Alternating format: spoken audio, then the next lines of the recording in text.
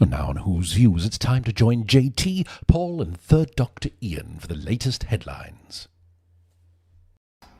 Hello, Emerald City. David Tennant here. I'm really sad to say that I just can't make it to the convention next month. I'm gutted. I thought I was going to be able to make it.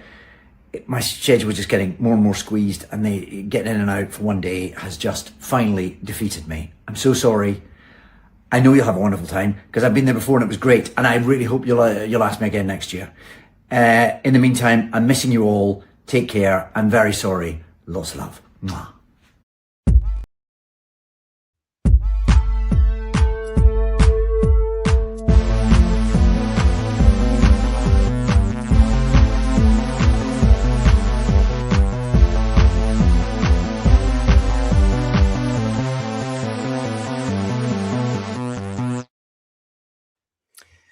Hello, Who viewers, and with that video, can of worms.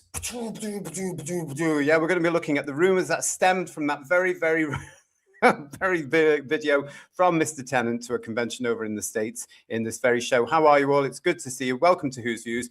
It is Sunday, February the 8th, 2026. It's just gone 8 p.m. here in the UK. It's good to see you all. Thanks for joining us. And have you heard?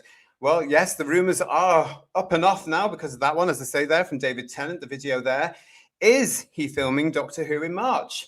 Joe Martin is up for an award, and Paul Magrs has been getting cosy. All this is coming your way in the show. We've got a couple of other things for you as well.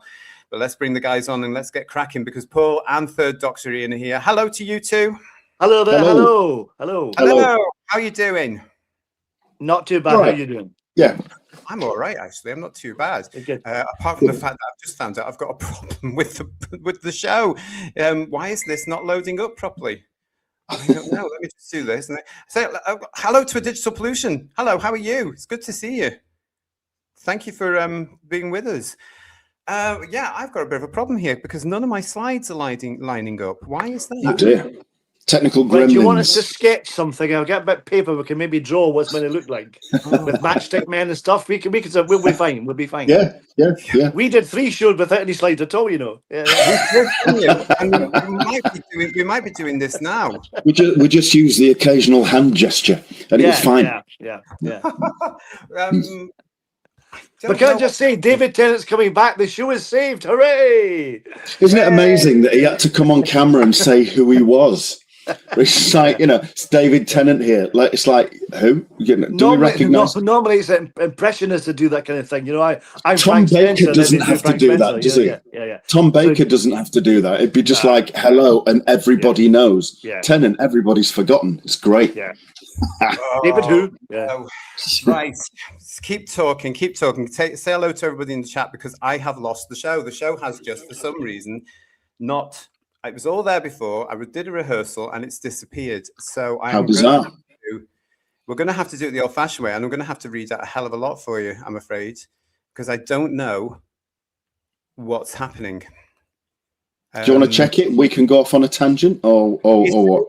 Please do. While I try this, I'm so sorry we're having a technical issue here, but please do, and let me see what's going on if I can find out what. Paul, we're on the spot for a tangent. I know this is going to be really tough to know where to start. I bet we can't do one. I bet we can. Missing episodes. That's going to be exciting, isn't it? I don't think we've got missing episodes.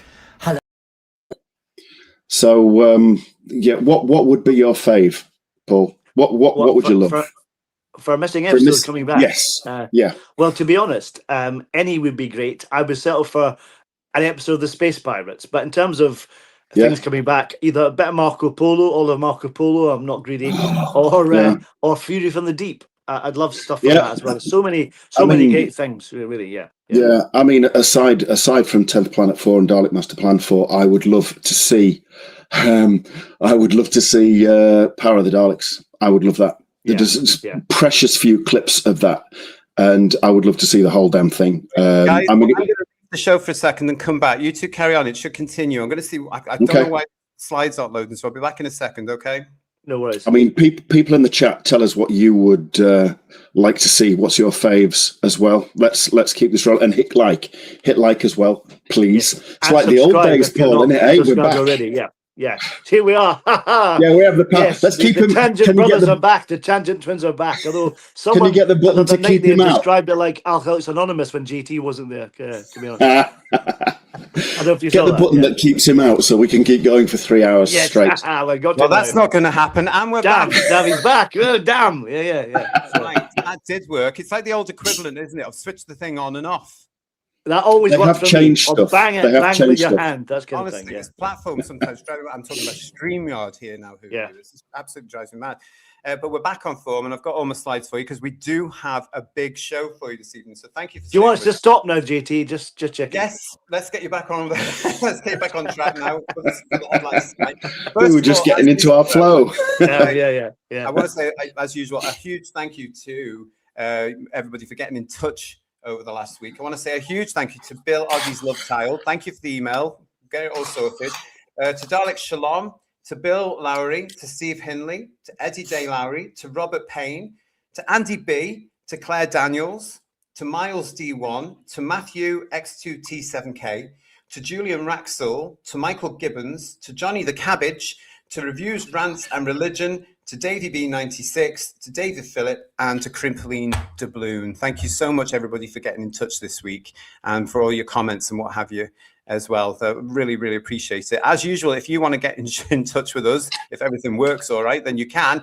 It's whosviews1@gmail.com. You know the address by now if you're regular.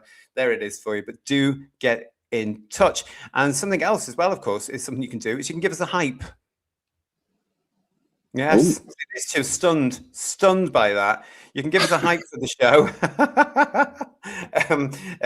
It's all on the YouTube thing. It's a hype thing. Oh, right, okay. Yeah, you can give us a hype and it does something. I don't know, but it's nice if you do. Never heard of that. Yeah, it's a hype, everybody. Good to see it. There's a lot of you in the chat with us tonight. Thank you very much. Digby, thank you for your super chat. Evening, JT. Lovely to have the Tangent Twins back. Would rather have a Christmas special back from you lads rather than RTD. Well, that's that's going to happen. I also want to say thank you to everybody that joined me for the Live at 6 show. I really appreciate that. And thank you for the comments I've been receiving in the hour between Live at 6 and headlines. So yeah, where were we? Yes, we were talking about the David Tennant video, guys, to the Emerald City convention and conventions in general this week. Because once that video had been put out there by the organizers, well, boom. All hell broke loose, yeah, as always. Did. Yeah. And 2 and 2 equals 6, as we know, in this crazy world that we find ourselves in today. And everybody, well, not everybody, a minority have come to the conclusion that he can't go to this convention in March because he's back as Doctor Who for the Christmas episode. It wouldn't surprise me, would it you? It wouldn't surprise me either, but he's got other work commitments, surprisingly. I think he might be doing Rivals again, isn't he? So he's doing Rivals too. So he must be busy doing that as well. So he doesn't have to be doing just Doctor Who in order to be working somewhere else, does he? You know, there's the assumption, though. I mean, they immediately think that he's going to be doing Doctor Who again. What? I don't get it. Yeah. And of course, that will save the show if he is coming back, like I said earlier. Oh, yeah, absolutely. Come back and move the ratings up to maybe 1.5 million, perhaps. Steady on. Come on. Yeah, I'm getting carried away there. I do apologise. Yeah. You're right, though, aren't you? Yeah. I mean, there's this thing, though, Who Views as well, isn't there? That David Tennant is still the #1 Doctor. Yeah. I'm not so sure it is. He may have been 10 years ago, but not now. You know, he's lost his kind of bankability, as it were. I mean, I've said this before.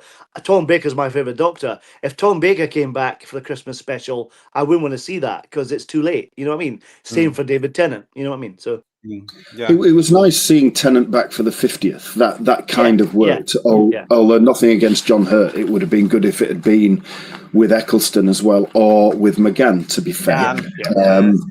But that's unusual. You mentioned Paul McGann before I did. That's unusual. I know. I don't know what the hell's wrong with me. But I mean, the thing is, he went off in his TARDIS with his "I don't want to go" comment again, which is quite funny. And then, I have to say. And then Tom Baker turned up.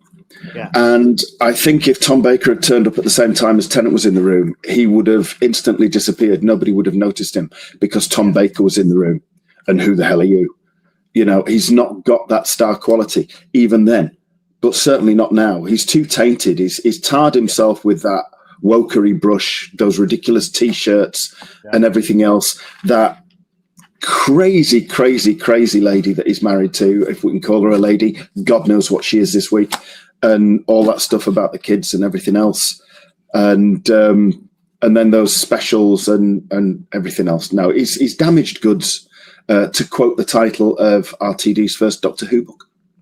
Oh yes, of course. If they are thinking that he's coming back for this Christmas special, and this convention was what, 2 days or 1 day in March? Yeah. Either his schedule just be slightly adjusted. It can't be for Doctor Who, surely. You know what I mean? If it's just something else he's been doing, it's been readjusted. Yeah. You know. Let me go through these chats, guys, because I've got Heretic here was saying, to be honest, the last time Tennant pulled out of a convention close was filming. It was due to the 60th. Stephen Braddock is saying it's too much of a coincidence that it's filming in March. Thank you for the super chat to the John Keeley. Good evening, gentlemen. I hope all are well. Missing episode-wise, I'd like to see the return would be obviously Hartnell's last and Troughton's first, but any returned bonus is a blessing. Yeah. Yeah, we'd be grateful for anything, but 10th Planet 4 would be a particular one of mine. I'd like to see 10th Planet 4 return. Or Dalek Matter Plan 4 would be quite nice. Yeah, it'd be stunning, those two. Yeah.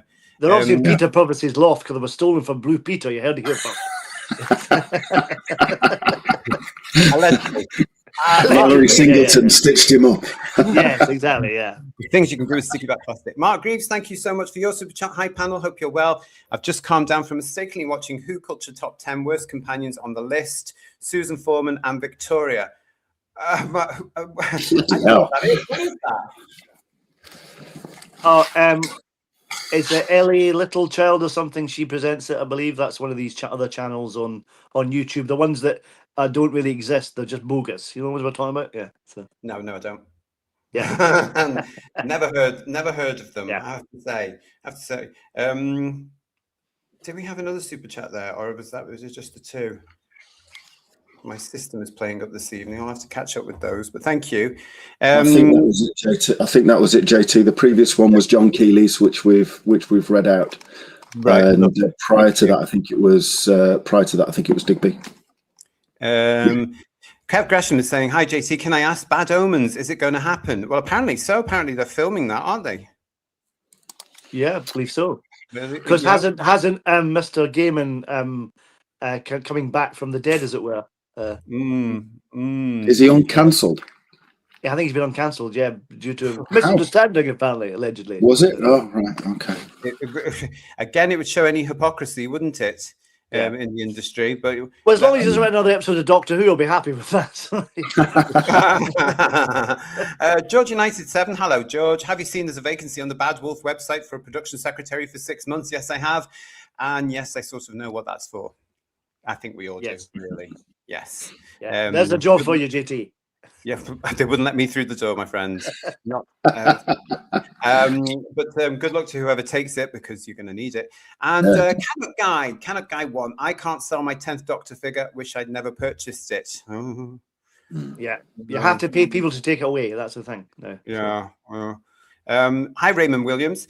Tom Baker is the #1 Doctor from Classic Who. I can't say the same about the Tennant for New Who. Matt Smith is far better, in my opinion, but the Americans love Smith's era. They did indeed. It did very, very well, which is why, again, I always think, as soon as Tennant says something like he did on that video the other day, and a minority of fandom goes, "Oh my God, it's because he's filming Doctor Who." Why is it always Tennant? Why aren't you assuming that Matt Smith might come back? He's much, much more capable, I think. Yeah. But his profile is much higher than Tennant's is now as well, isn't it? Let's be honest. I think he's probably he's aged better. Yeah. He's aged better as well, hasn't he? Because Tennant, doesn't he look tired? Really? Yeah. You heard it here first. Yeah. I've never heard of this other channel, apparently, that you was mentioned there in the chat. So you're all talking about it now. So I don't know anything about it, so I can't comment. But Funky is saying quite correctly, what other channels? Yes, you're right. What's he talking about? You're mad. You're mad. Whatever. It's good to see you. Margie's with us, guys, saying, hello, JT, Ian, Paul, and chat. That's nice, isn't it? Yeah, lovely. Nice. And the Chorus Sci-Fi and Fantasy, thank you for your super chat. Tennant is my least favourite Doctor. No more, for the love of God. Only one I want to see back is Capaldi, so we can pick up where Doctor Who ended in 2017 and forget the last 8 years. Well said.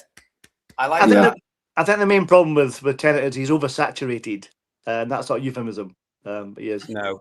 But he's, as we've said on the show before, he's not that popular with the British public anymore either. No. Really, that bubble has long gone. And it's as simple as that. Funky, thank you for your super chat. I still have a feeling that this Christmas special could go with the way of the Dark Dimension. Ooh, the Dark Dimension. There's something. You mean it's going to be cancelled and turned into a 3D 50-minute thing with Noel Edmonds? That's what's happening. Yeah. Well, yeah, which was not canon, not canon at all. I agree. The Dark Dimension. Make sure you subscribe to the channel because, believe it or not, we're going to be talking about that. It's all in the plan. Yeah, we're going to be talking about it very soon. We're going to do a review of something we've never seen. I think we dodged a bullet on that one, though, I think, yeah. Haven't we done that with the last 2 seasons of Gatwa as well? Because nobody saw that neither, really. Very true, yeah. And we did it with Sharda as well, which more people saw than the last 2 series. We've got here Tyler Durden Smile. Maybe the X-Men special could be a Dr. Light episode. It would be good for the rating. That's where I think it's going to go. I think it's all going to be about Billy. Yeah. I can't, that's where I think it's going to be about Billy Piper. And that's still going to help the identity of the show, isn't it? Let's be honest. Exactly. It's going to be ridiculous. Absolutely good. Bill Lowry saying to us, Eccleston and Tennant were good characters, but Smith was the Doctor.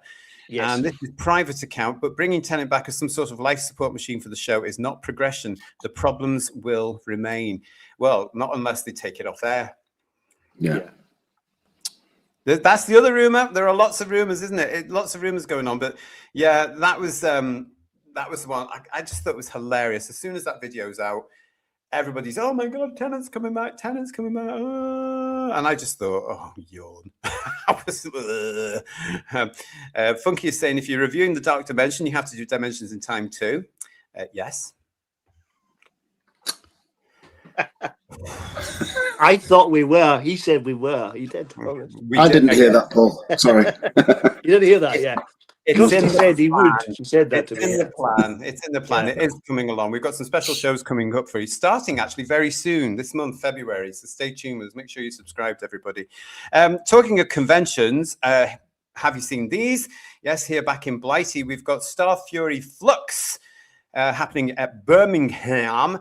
And then Ncuti Gatwa is amongst other people associated with Doctor Who, who's going to be appearing at the London Comic Con later this month, 28th February, the 1st of March. Don't ask me what day he's there. I don't care. But yeah, who's going? Cash go. Yeah, for Star Fury Flux, as the poster suggests there, he's going to be with Jodie Whittaker and Christopher Eccleston. Now, that will be a draw, I would imagine, to certain Doctor Who fans to go and be able to meet 3 of them. At that. So that right hand one, JT, can you put that back up? That those 2 pictures. I mean, that right hand one underneath Gatwa's name, I think they've put a comma in there that they shouldn't have done. It should just be Doctor Who Barbie, shouldn't it? Because and isn't Birmingham the place that still isn't doing its rubbish collections for nearly a year? So there's just more trash for them to take out, isn't it? Really? Smell it miles before you get there. Yeah. Or is that just no? Never mind. But it's interesting. I think I said to you backstage before, JT, it's interesting that he's doing, Ncuti particularly, is now doing the convention circuit. And he's quite busy this year, isn't he? On the conventions, yeah. There's been a lot of conventions. But surely he's big in America now, surely. Obviously, yes. Yeah. We've got this from Heretic for a super chat. Dimensions in Time and Space is canon. I love it. Yeah. Whatever. Pickled in time, etc. Oh dear. And Mark he writes with the same, Madam, what year is this? Yeah. Heretic is also saying it was interesting. I'm in Dudley, Birmingham. Birmingham is too expensive to travel to for that convention. Really? Dudley's not. You'd have to get a bank loan to pay for his autograph anyway, so I wouldn't bother. So if it's £200 a go or something like that, is it? Yeah. And Digby, I have an uncomfortable feeling that the Christmas special will be a clip show held together by Piper as the not Doctor, and that's not going to do very well either, is it? No. But again, lots of rumours going on about all this. Problem being is then Gatwa needs the money. Well, he's got he's got a big house to pay for, any love, Yeah. But Steve Braddock is saying to us he's not going to the conventions because he's going to be out touching grass. a lot of us will be staying with that. Hello, Burn to Shine again. Juti will be one of these people who charge for their autographs and have no unpaid time with fans. Have you seen Burn to Shine, his autograph? We showed it once on the show, and it's just a squiggle. It's not even a signature, is it, guys? It's just a squiggle. You know, I bet everyone's different because it's not his signature at all. A bit rude, in my opinion. Very lazy. He's not enough practice to do it, obviously. Yeah. Probably, struggles to hold a pen, maybe. used to just doing this all the time. Tennant is like a pair of old shoes, says Lex Kane. No more Doctor Who with him. He is not Doctor Who material anymore. And Woodhouse 122 stopped caring about New Who now, so I couldn't give a fig who the next Doctor or showrunner is going to be. That's a good point there, actually, because I just want to say thanks to everybody. After we put this on last week's show, this picture of the three students, RTD, Phil Collinson, and Pete McTighe, however you want to say it. Remember this one, guys? This is from RTD's Instagram. We put remember that? Yes, yeah. They've gone out for a lovely night out and a lovely dinner at some place in Manchester. Of course they did. Where else are they going to go? We got some questions to us about who we would like to see as a showrunner, and do we think that picture of the three of them together is, as some fans have suggested and rumored, celebrating Pete McTighe, however you want to say its appointment as replacement to RTD. Now, that sort of rumor we have actually seen. They've been around for quite a while now, that rumor that McTighe, however you want to say it, I'm going to get it on the t-shirt, is taking over as the showrunner in future Doctor Who. In answer to some of people's questions, I don't know about you guys, so I won't speak for you two, but in answer to those questions, I think it's probably very, very likely that McTighe, however you want to say it, is going to be taking over from RTD at some point, because as they once said about who else is going to do it, they have to keep it in the family, if you know what I mean. We should call him the fishy man. It might be easier. But they have to keep it. They would want to keep it there. They would want to disciple. A student of RTD's, wouldn't they? A Padawan, a Padawan, A familiar is more like a more appropriate term, I think. Yeah, they would want that. So I think that's probably very likely, and I won't be surprised if we're sitting here in a couple of months' time or so in the headlines saying, "Oh, Pete McTighe is the new showrunner," and who cares? It wouldn't surprise. Yeah. However, there is one name, if we were to have a showrunner, that I would really love to have as the showrunner, and I'd like to share that name with you right now. The name is Peter Davison. Okay, never saw that coming, but yeah, I can see that. He's been doing quite a bit behind the camera, hasn't he? I think, I'd take that. Yeah. Very grounded, knows what the series is like, what it's about, what's successful, what isn't. And he knows about television. He's done enough of it. Yeah. Well, he was one of the first generation of talent to come into television, having grown up with television. Yeah. But they won't, will they? Because he's too sensible, isn't he? And McTighe, whatever is... McFishy. He's cast from the same damaged mould, isn't he? So he's one of the acolytes. And like you say, he'll be keeping it in the family. And that picture of the three of them, especially that pouting face that Collinson's put on, it just looks a little bit creepy. Almost, you can clearly see that they've been eating out. Yeah, I've had a few sherbets. Yeah, that way. Yeah. So in answer to the people that I don't know about you two who you would like, but in answer to people that were asking me, Peter Davison for the next showrunner, because I think he would take it back to being Doctor Who, and I think he would be brilliant, and I think he would have absolutely the talent to do it. I really do. But when to start a campaign? Start a campaign. Yeah. Peter Davison for showrunner starts here. Peter, if you're watching, we love you. And get your name in the ring there, Sunshine, because you could do it. Save Doctor Who. We don't like showrunner, do we? So what about Peter for producer? Executive producer, it would be, wouldn't it? Yeah. It would be. I'll let you two think about that for a minute while I go through some chats. Mark Reeves saying, I'm going to put up a table outside the convention with shooting out a nameplate and charge £10 for autographs. If people say I'm the wrong colour, I'll say I'm regenerated. Dystopian Nightmare 2026, hello to you. Gatware big in America, get old if the Strangers to sing it to him. Okay, thank you very much. William, hello William Orlock, how are you? Go back to producer and script editor. I've been saying that for ages. I can't stand this show right stuff. I don't think it works in British television. No. Who's this? I and Albie get Hinchcliffe back for a final season. Can you imagine what he'd do with the budget it gets now, even for one episode? Yeah. My God, can you imagine? He still has it. He is as sharp as an axe. He really is. I've got no doubt. He'd be brilliant. He could even work with Davison, couldn't he? Yeah. Yeah. Can you imagine that? My God. I've forgotten about this, though, from Robert Payne saying his daughter would be nagging him or protesting. No doubt. Something tells me that he'd be professional enough to ignore her. Something tells me. Yeah. Steve Braddock is liking the suggestion. Peter Davison, definitely. I loved his vision for Doctor Who in that depth interview he gave. Great ideas. He has great. He is. He knows television. He's very, very good. And as Ian, you were saying, he knows Doctor Who. Chorus Sci-Fi and Fancy, thank you for your super chat. JT, I love you guys. Can't wait for your Doctor Mentions show. I've been fascinated by that project and what actually happened. And Smith is the best. F off Tennant. Can we have that on a t-shirt as well? I think that'd be great. Yeah. I should read these things before I put them up. That's funny. Thank you. I love the spontaneity of the reactions are genuine. It's really good. Yeah. Yes, we are live, broadcasting to the 8th of February, 2026. It's just coming up to 2026 itself here on a Sunday evening. Mark Walker saying Davison is Tennant's father-in-law. I know, bless him. Yeah. Bless him.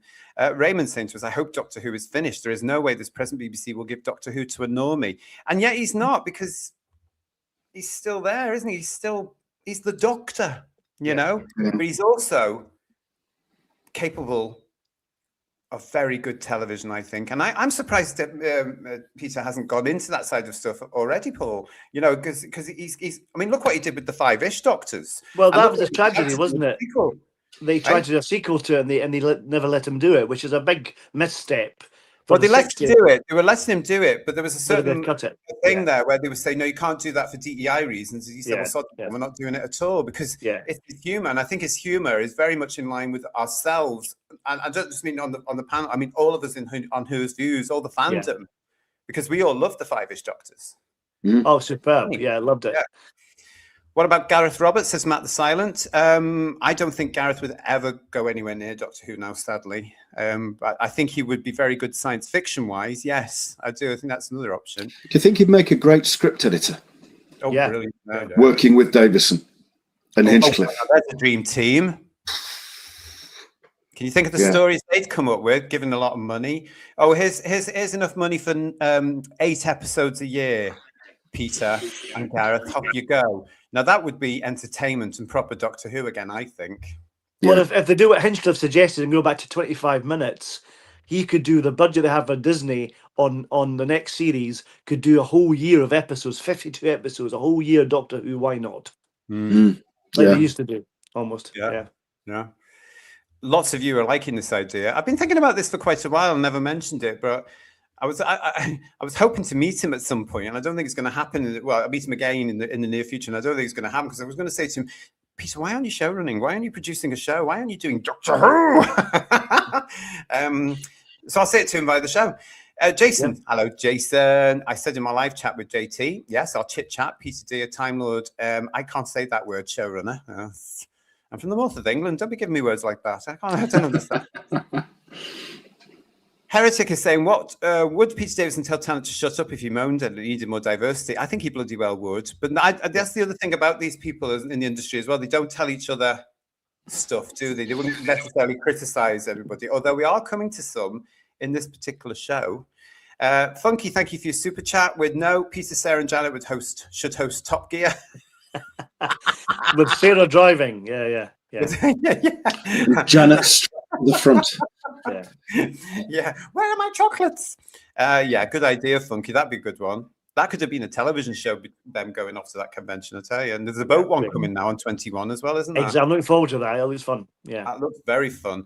And Paul Ashworth, PTA, thank you for your super chat. Davros would make a great showrunner. Ooh, it might be a bit biased. We'd lots of Daleks in it, I imagine, and lots of him, probably. Yeah.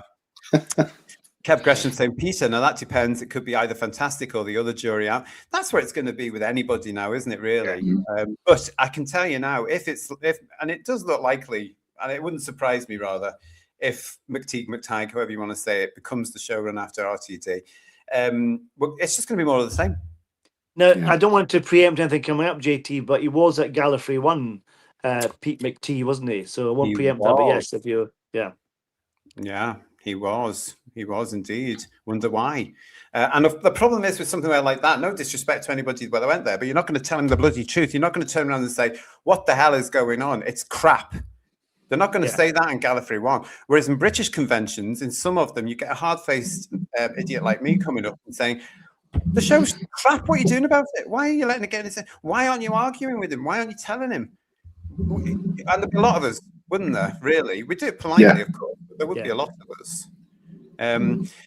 But yeah, so there we go. So thank you for that, everybody there. But we won't be surprised if we're here at some point doing a headline saying McTeague, however you want to say it. How do I get that into the strap line? I'm not sure. Is going to be the next showrunner. I hope that answers the questions. Margie is saying Peter Davison's producer of Doctor Who would be brilliant. And they do need someone who's non-Doctor Who, though, don't they? I mean, talking about Russell and whoever and Chibnall and Pete McTeague, whatever his name is they want someone fresh who can do drama. Doesn't have to have any history with Doctor Who, but have someone there maybe as an advisor, not Mr. Levine, but someone like that in order to help guide it a little bit. But you don't need a massive Doctor Who fan to run it, do you? Let's be honest. Yeah, exactly. Yeah, and we need something fresh and different. And I think, I think Mr. Davison would bring that to it, especially as a first executive producer, showrunner type role. And I think he's got it in him. I absolutely believe he's got it in him to do it. Yeah. Woodhouse, McTeague, however you want to say it, as showrunner will just be the same rubbish as the past 2 attempts. I totally agree. I bet your tenor, if it does come back, he's going to get a female doctor in for his first doctor. I'm sure. Honestly, it's going to be the same stuff you've had since Chibnall took over. It's going to be terrible. PB's with us. McTeague, however you want to say it, is a company man. His scripts are always pro-corporation. Thank you for that. And they're also forgettable as well. And Mark Walker, time for Tennant to be evicted. I see what you did there. And what's this from AF Jakanau? Nice to see you. Davison's 5-ish Doctors was the highlight of the 50th. He gets my vote. For me, it was the highlight because that day of the Doctor track was rubbish. The 5-ish Doctors was for me. It was great. Highlight. Yeah. It was brilliant. I couldn't stand that other thing for lots of different reasons. Ian Dalby. Do you think Davison had the father-in-law chat with Tennant? I don't even think about that one. It was funny, though, when he was asked at a convention, wasn't he? Davison, with some of the other doctors, was asked, what was the most unusual thing a fan has given you? And as sharp as you like, Davison turned around and said, grandkids. Yeah, brilliant. Yeah. Yes. You see that? Again, he's got that sense of humour, that beautiful sense of humour that would suit Doctor Who. So anyway, there we go. But thank you for that, everybody, and thank you for your emails and your comments. Hello to Philip Roy, who's joined us in the chat. It's good to see you, mate. How are you? Phil. He's working hard. I know he is. Listen, the new Doctor Who magazine came out this week, guys. I know you're enthralled by that. I'm really excited. How much is it now? Keep me up to date with the price. It was something like $7.99. How much? How many pages? Yes, that's what it was. It's about $7.99, everybody, and it was it was there in front of me while I was having a coffee in my local Tesco, as I usually do. But one of the things that it looked at, everybody, was the war between the land and the Boredom Sea, which of course we reviewed on this very channel in December last year, and we were absolutely enthralled, excited, and delighted to be doing it. Yes, I had more excitement. I enjoyed watching the Muppet Show relaunch more than I did the War Between the Lands. I heard that was very good. Yeah. I hear the war between the land and the sea is being used in some hospitals to bring people out of a coma. Yes. Normally, it would put people in a coma, but they actually come out of the coma to get up and turn the TV off. So it's been quite successful, I gather. Well, it wouldn't surprise me, Ian. It really wouldn't. To say. But yeah, I was interested in this because, of course, they are covering the war between the land and the sea. It's quite a feature-heavy thing, even though I didn't buy it. I looked at it. I've forgotten about it. But there's a couple of articles there, behind-the-scene things. Pete McTeague, however you want to say it, he's featured in there with his production notes. Oh, yeah, yeah. So that's all in there. There's a couple of behind-the-scene features as well. I mean, I'm sure that's interesting if you're interested in how the show was put together. Personally, I wasn't. I was more interested in their coverage of the ratings. Ooh. Let's have a look together at what they said, shall we? From the new issue of Doctor Who magazine published by Panini, the BBC's most watched new drama of 2025. Liar, liar, bums on fire. How has the war between the land and the sea performed in the ratings war? Tom Spilsbury spills the beans, has the stats rather. Let's get into the article. It says this: given the 5-part structure of the war between the land and the sea, it seemed likely that the latest Doctor Who spin-off was originally envisaged to either run on BBC One in weekly installments or perhaps even be transmitted across a single week from Monday to Friday. This was a format which had proved very successful for Torchwood Children of Earth back in 2009, all those years ago, and could have potentially have been replicated here. Unusually, the actual transmission pattern was a double bill of episodes on Sunday, the 7th of December, putting all but the first half hour directly up against the final of ITV's one's I'm a Celebrity, Get Him Out of Me, followed by another double bill the next Sunday with the lone finale. That sounds like an episode in itself, really, wasn't it? The lone It's finale far more interesting anyway. Yeah. than what we got. Going out on Sunday, the 21st of December. And while the two double bills were both given lift by following on directly from the much-watched Strictly Come Dancing results show at 8:30 p.m., the finale was moved back to an earlier 8:05 p.m. slot, being screened after an Antiques Roadshow special. It was a curious approach, particularly given Disney's decision to delay the release of the spin-off until sometime in 2026. But irrespective of the reasons behind this scheduling, the war between the land and the sea actually did very well in the ratings. The first episode, the first episode achieved a consolidated rating of 4.31 million after 7 days. And while the second episode saw a drop to 3.56 million, these were both very healthy numbers which managed to surpass most of Doctor Who's figures from earlier in the year. Indeed, from the 15th Doctor's run, only the 2 Shooty Gatwa Christmas specials managed a higher 7-day rating than Homo Aqua, which was part 1. It won't be a surprise to anyone that the I'm a Celebrity final was well ahead of everything else on TV that week with a huge 8.26 million. I'll say that again, 8.26 million. After more than 20 years on the air, The Jungle Show remains ITV's biggest entertainment series. So with that in mind, it's unlikely that anyone was expecting the Doctor Who spin-off to become the biggest new drama launch of 2025, and yet it was. By breaking the 4 million mark, The War Between's episode 1 rating was comfortably ahead of the 3.72 million launch for Riot Women in October, the 3.75 million debut for King and Conqueror in August, and the 3.54 million start for This City Is Ours in March. I've heard of not one of those. Interestingly, every single one of these series aired on a Sunday evening on BBC One, reaffirming that slot as the most lucrative night of the week to air new drama. The third episode of The War Between the Land and the Sea saw a jump back up to 3.71 million, with 3.20 million sticking around for episode 4. And while the final achieved the lowest rating of the series a week later, it still managed to remain healthily over 3 million, achieving a 7-day figure of 3.08 million. Even more promisingly, it seems as though a significant number of viewers decided to watch the entire 5-part serial over the Christmas holiday period. We don't yet have 28-day ratings for all 5 episodes, but episode 1 had been seen by a hefty 6.07 million by Sunday, the 4th of January, 2026, with 5.08 million viewing episode 2 within the same time frame.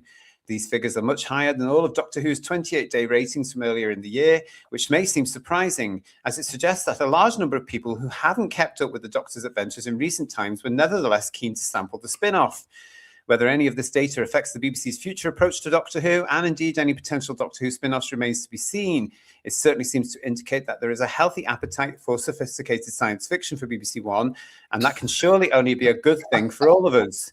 Finally, a bit of good news for Doctor Who itself. The re-edited version of The Sea Devils achieved a consolidated 7-day audience of 240,000 viewers on BBC 4, roughly comparable to the Tales from the TARDIS re-edit of Pyramids of Mars in 2024. That put The Sea Devils inside the BBC 4's top 10 programmes of the week, which perhaps bodes well for future Doctor Who repeats on the channel. Now, again, I'm going to say this, guys.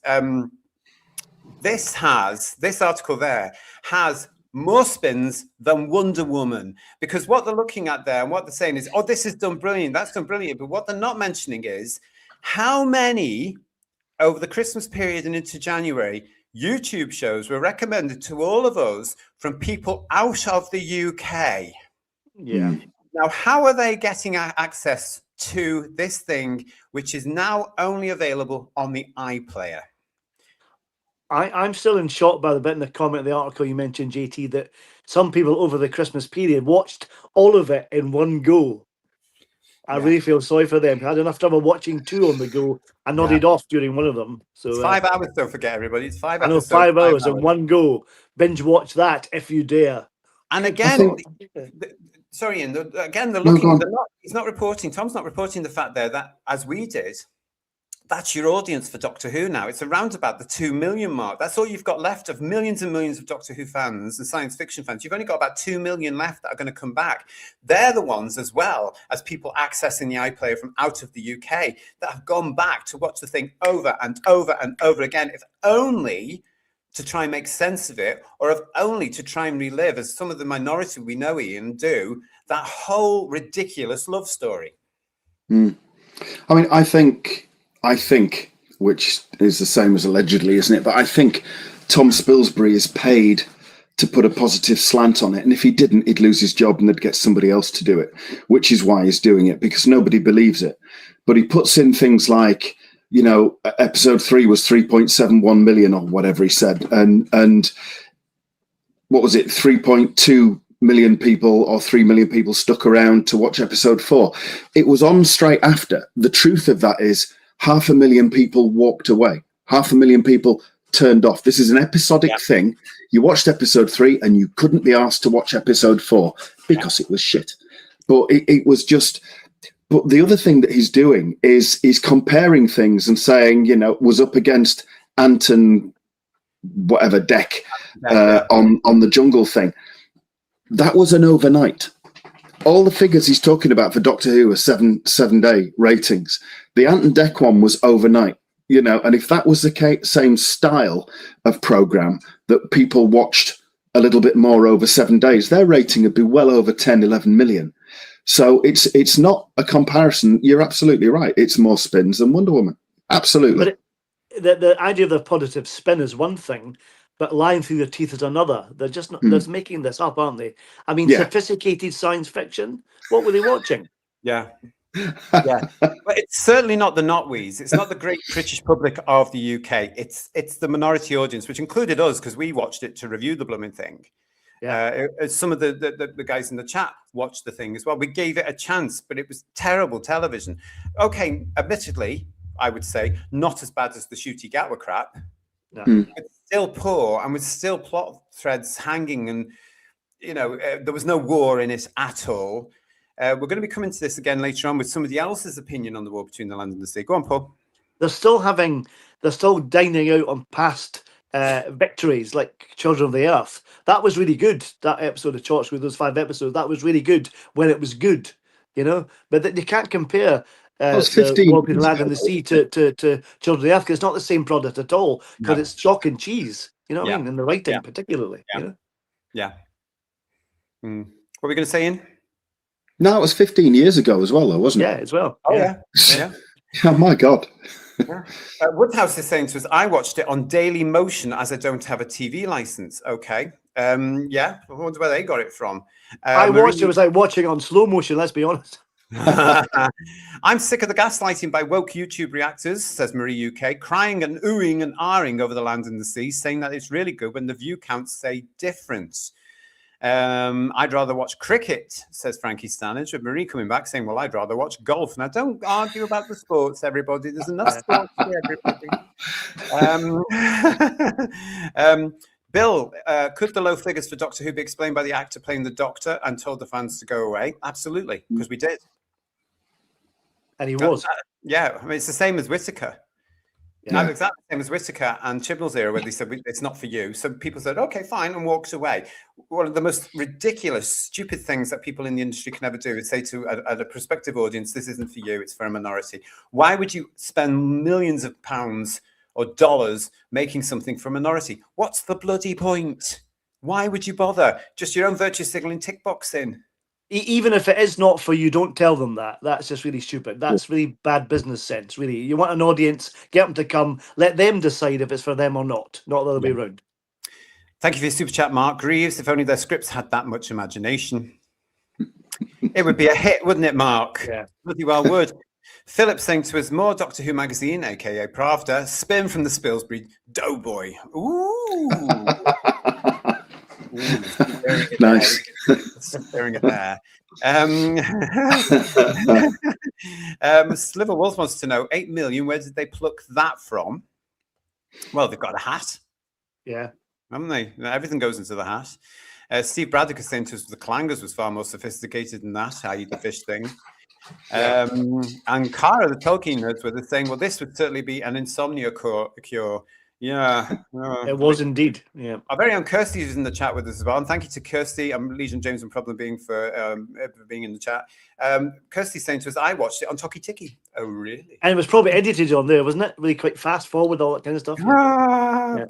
Probably, possibly, yeah. Digital Pollution. I couldn't finish the fish thing. I was out after the first 2 episodes. I remember you saying that to us actually in our reviews. I remember you coming in and saying it. Yeah, I'm not watching it anymore. I wish we'd been sensible. Sean, hello, Sean Cryer. How can people like Spilsbury claim to be fans yet still get behind this crap? It's completely beyond me.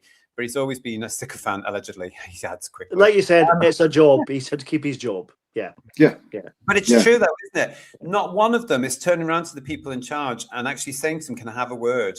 This is awful." They're not paid to tell the truth. What'll be interesting, it's already started when we did the BBC comparison about the diversity agenda that they had, and how they changed things and how Doctor Who had changed, blah, blah, blah, recently. I'm interested to see if you keep a note of these quotations from people saying it was wonderful and give it 5 years when they're saying actually it was crap. And then there'll be the same people saying it was crap to keep up with the loop, won't it? You know? Yeah, exactly. It's like all the Labour politicians now saying we warned Starmer about Mendelssohn. They're the ones that were kissing his arse about the appointment just a few months ago. And now to save their political careers, they're saying something opposite, even though there's video evidence and posts and everything else saying exactly the opposite. They think that people don't check back. They think everybody's an idiot, and they're wrong. But you know, and the fact he's been fired twice already does not tell you anything. It's crazy. Everybody else in the country knew what was going to happen, apart from the Prime Minister. Yeah, exactly. So it works exactly the same way in show business, isn't it? Nothing to see here, everything is fine. Leslie Nielsen, blah, blah, blah. Yeah, it's just Julianne saying to us, the Iron Chicken and the Soup Dragon, science fiction giants compared to the fishy thing. At least the dialogue was better.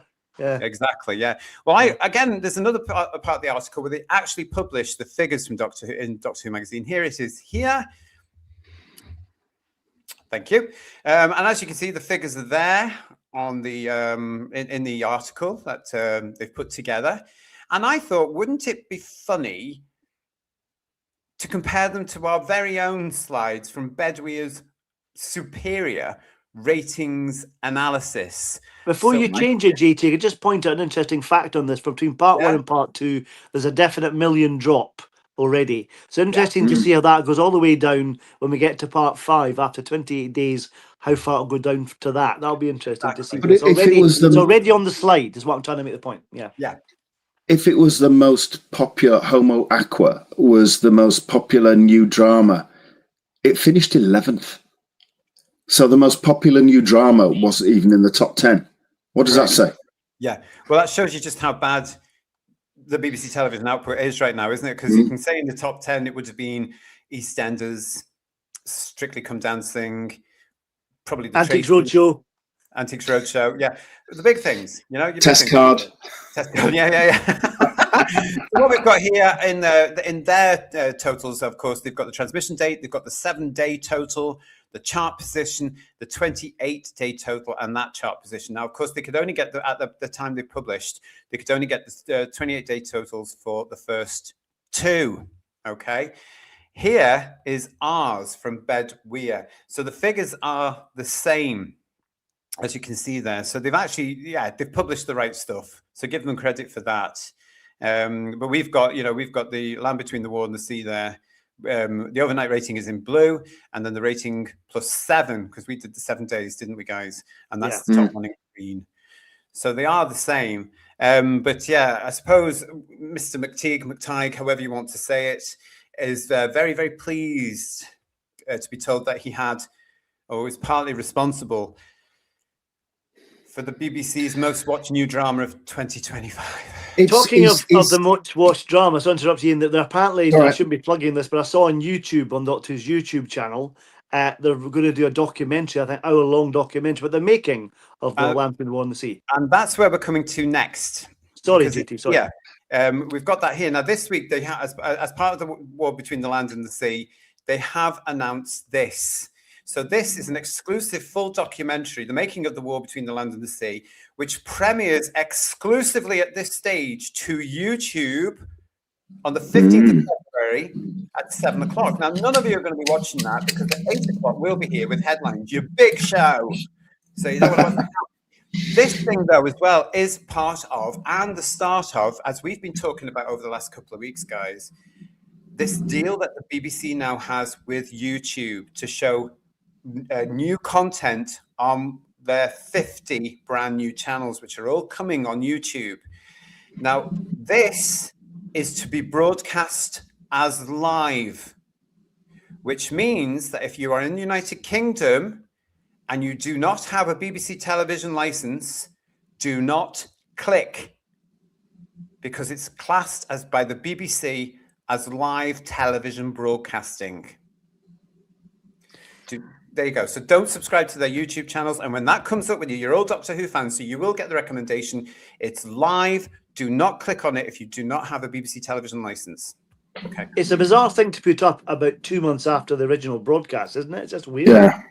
Well, we know why. I mean, it's pretty obvious to me why. It's because they've been waiting for this YouTube deal, because they think they're going to get more exposure for the show by putting the making of out there on YouTube. Because, of course, as we said in the last couple of weeks, for the first time ever, YouTube has now surpassed the BBC for views.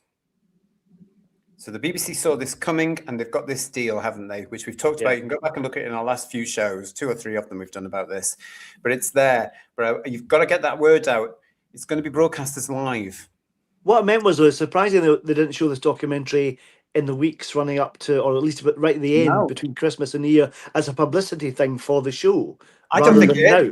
You know, I think it's a great way to launch their new version of the YouTube, or one of their channels for YouTube, to say, look, we've got this brand new content because of this brand new deal, which is exclusive to YouTube, and it'll go on the iPlayer eventually. So I don't think it is. I think it's been part of a big, big plan. Yeah. Is anyone interested in watching it? I mean, really? We'll soon find out when we get to look at the views. And by God, we'll be watching the views. Has anyone got a Sea Devil doll? And a chair? Yeah, we could put one out, couldn't we? That'd be funny. But there we go. Please just remember, because I know a lot of you don't have any channels now, any channels, any TV license, as Dystopian is saying. So will we all soon have to have a Doctor Who license?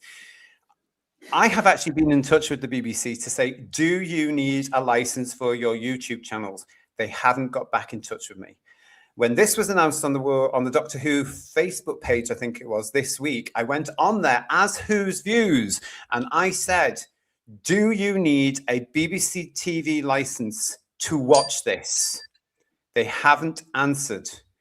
There was one poor chap on there that did saying, how many channels do you need to watch a TV license at YouTube, blah, blah, blah. I put him right and saying, it's going to be classed as live television. Here's the link. Look at it. And here's my show. Watch the show. The BBC can't answer because they're still trying to work out what they're going to do with it. That's the thing. Yeah.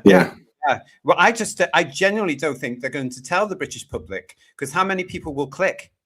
Yeah. Then catch you out and then go around with the detector van. That's it. Yeah. Not that we're saying that's what they're planning. Yeah. Robert Payne, surely to be live television, it has to be broadcast within the official TV frequencies as defined by the Broadcasting Authority. That's what we don't know. But I don't think, Robert, it does now. I think they're going to be able to say, because we've got this YouTube deal and we are broadcasting live television as we class it, i.e. the BBC, we can get you. Yeah, they're going to move the goalposts, definitely. Yeah. Yeah. Yeah. It's not worth the risk. It's not worth the risk of having somebody knock at the door or, whatever. It's just not worth the risk, is it? No. Until the BBC have made that official and made it clear, don't click. If you've got your BBC license fee, fine. The thing about it is, on their YouTube channel, I have noticed they have, as I said before, on Saturday nights, they have like long compilation clips of the Daleks or the Cybermen or New Who or whatever. But that goes out live on a Saturday night or whatever, but it's still on the following day, but it still comes up as live, even though it was broadcast the night before. So it's not technically live TV after it's been broadcast on that night.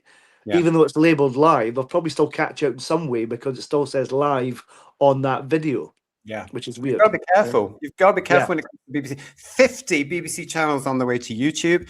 I think there's another one that's either there now or about to be there, which will cover the Winter Olympics. So some of their stuff is being broadcast direct to BBC One, BBC Two, and BBC YouTube. It's all live.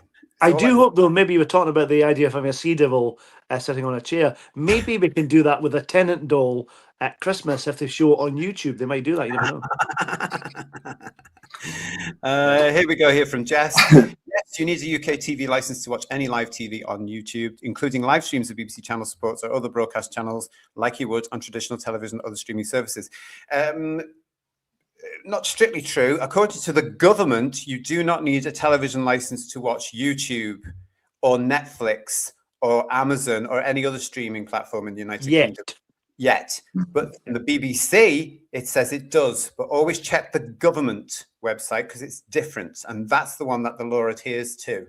So at the moment, you can watch YouTube without a television license. But for the BBC channels, I reckon you will have to have that license fee in place. Until the BBC tell us what they're planning and what the situation is there, it's all speculation. But they're not bothering to tell the British public. I think an alarm bell should be going off there, quite frankly. They just want to trip people up so they can drag people into court and make some more money and hang some people out to dry as examples. But I don't understand why like the likes of ITV and Channel 5 aren't launching legal action against the BBC for preventing people from watching their output because people aren't buying a license to fund the BBC's output. Exactly. I really don't. Exactly. And then we've got Channel 4 that we part pay for as well. Yeah. So when the thing about it as well is that anyone in the UK now can argue, and we've had over 2 million households in the UK over the last couple of years cancelling their license fee because it's not reaching the majority audience anymore. People are seeing through its news outputs. People got fed up of seeing a bloody drag queen on everything. People are fed up of being preached to. They're fed up of history being rewritten. All these things that the BBC are guilty of doing. And you're right, Ian, the fact is, because of that, some of the other channels may be affected as well. Yeah. But they've got to start standing up for it, but they won't. They're all together.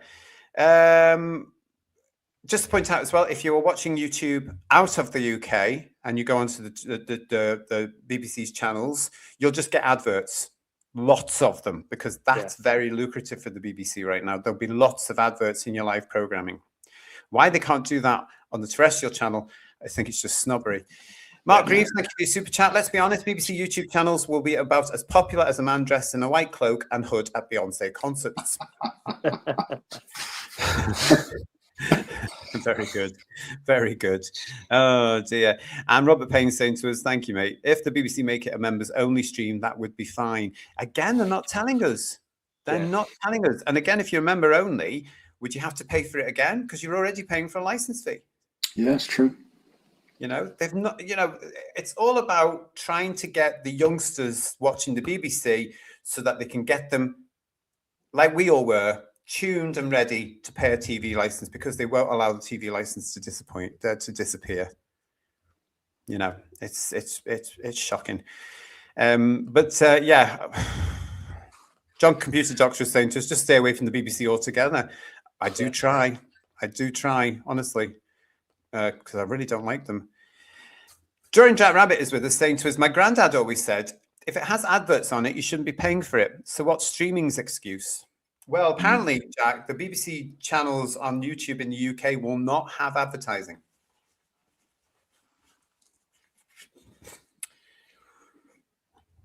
And to be fair, though, I suppose the streaming channels are slightly cheaper per se, aren't they, compared to the BBC over the year? I think the money's a lot cheaper for Netflix, let's say, isn't it? I mean, compared to the license fee.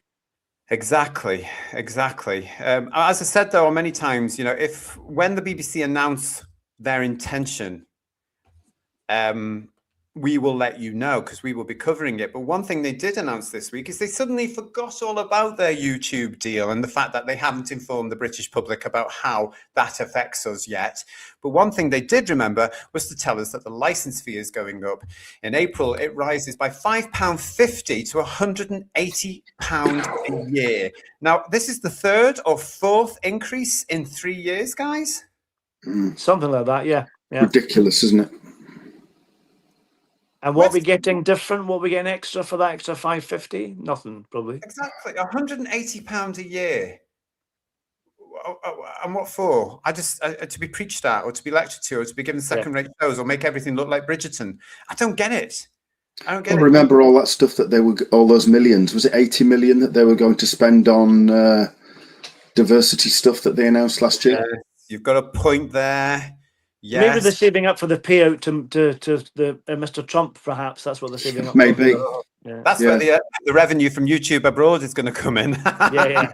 They're paying him installments. Alex Shalom, black belt barrister. Now, thank you to everybody in the chat. A couple of weeks ago when we started this discussion, a couple of you mentioned this YouTuber called Black Belt Barrister. I'd never heard of him. I've since gone and looked at some of his videos. He's bloody good. So a big shout out to Black Belt Barrister.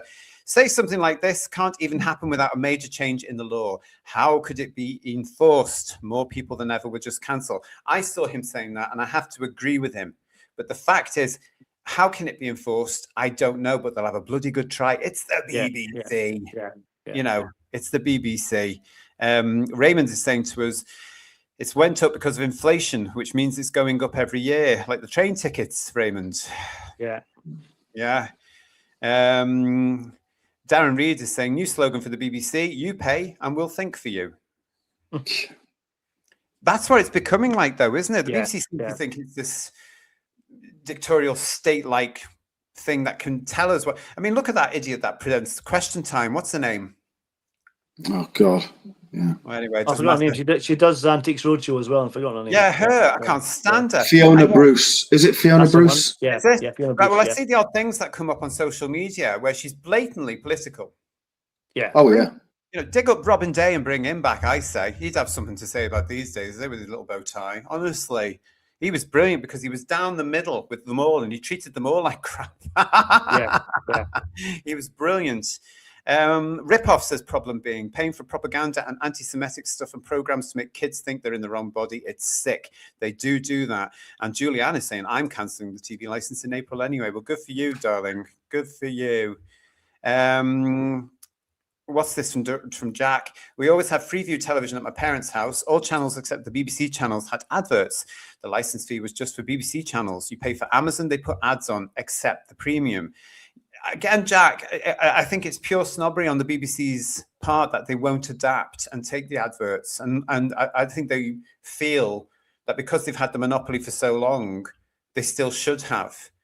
And that's why they say live television, not just BBC live television. So your license fee, as you know, covers you for when you're watching ITV, Channel 4, Channel 5, or anything else that the BBC can turn around in court and say that was live. I don't see why they can't have advertising maybe between the programmes.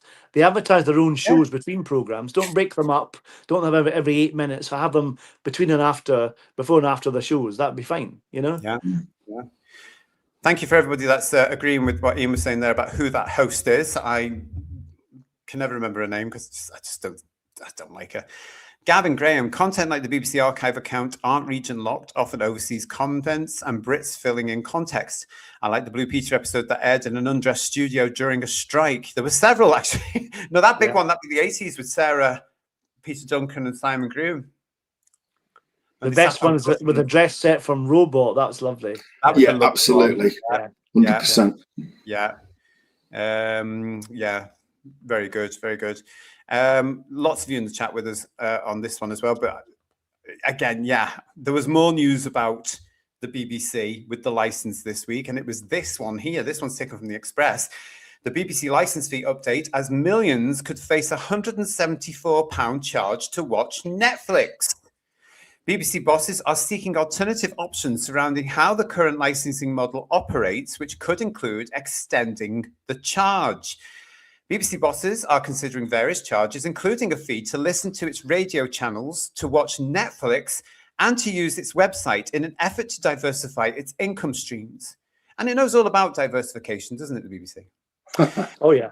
Yeah. If the broadcaster follows through with the proposed plans, it will be the first time in 55 years that it will charge audiences to listen to its radio channels.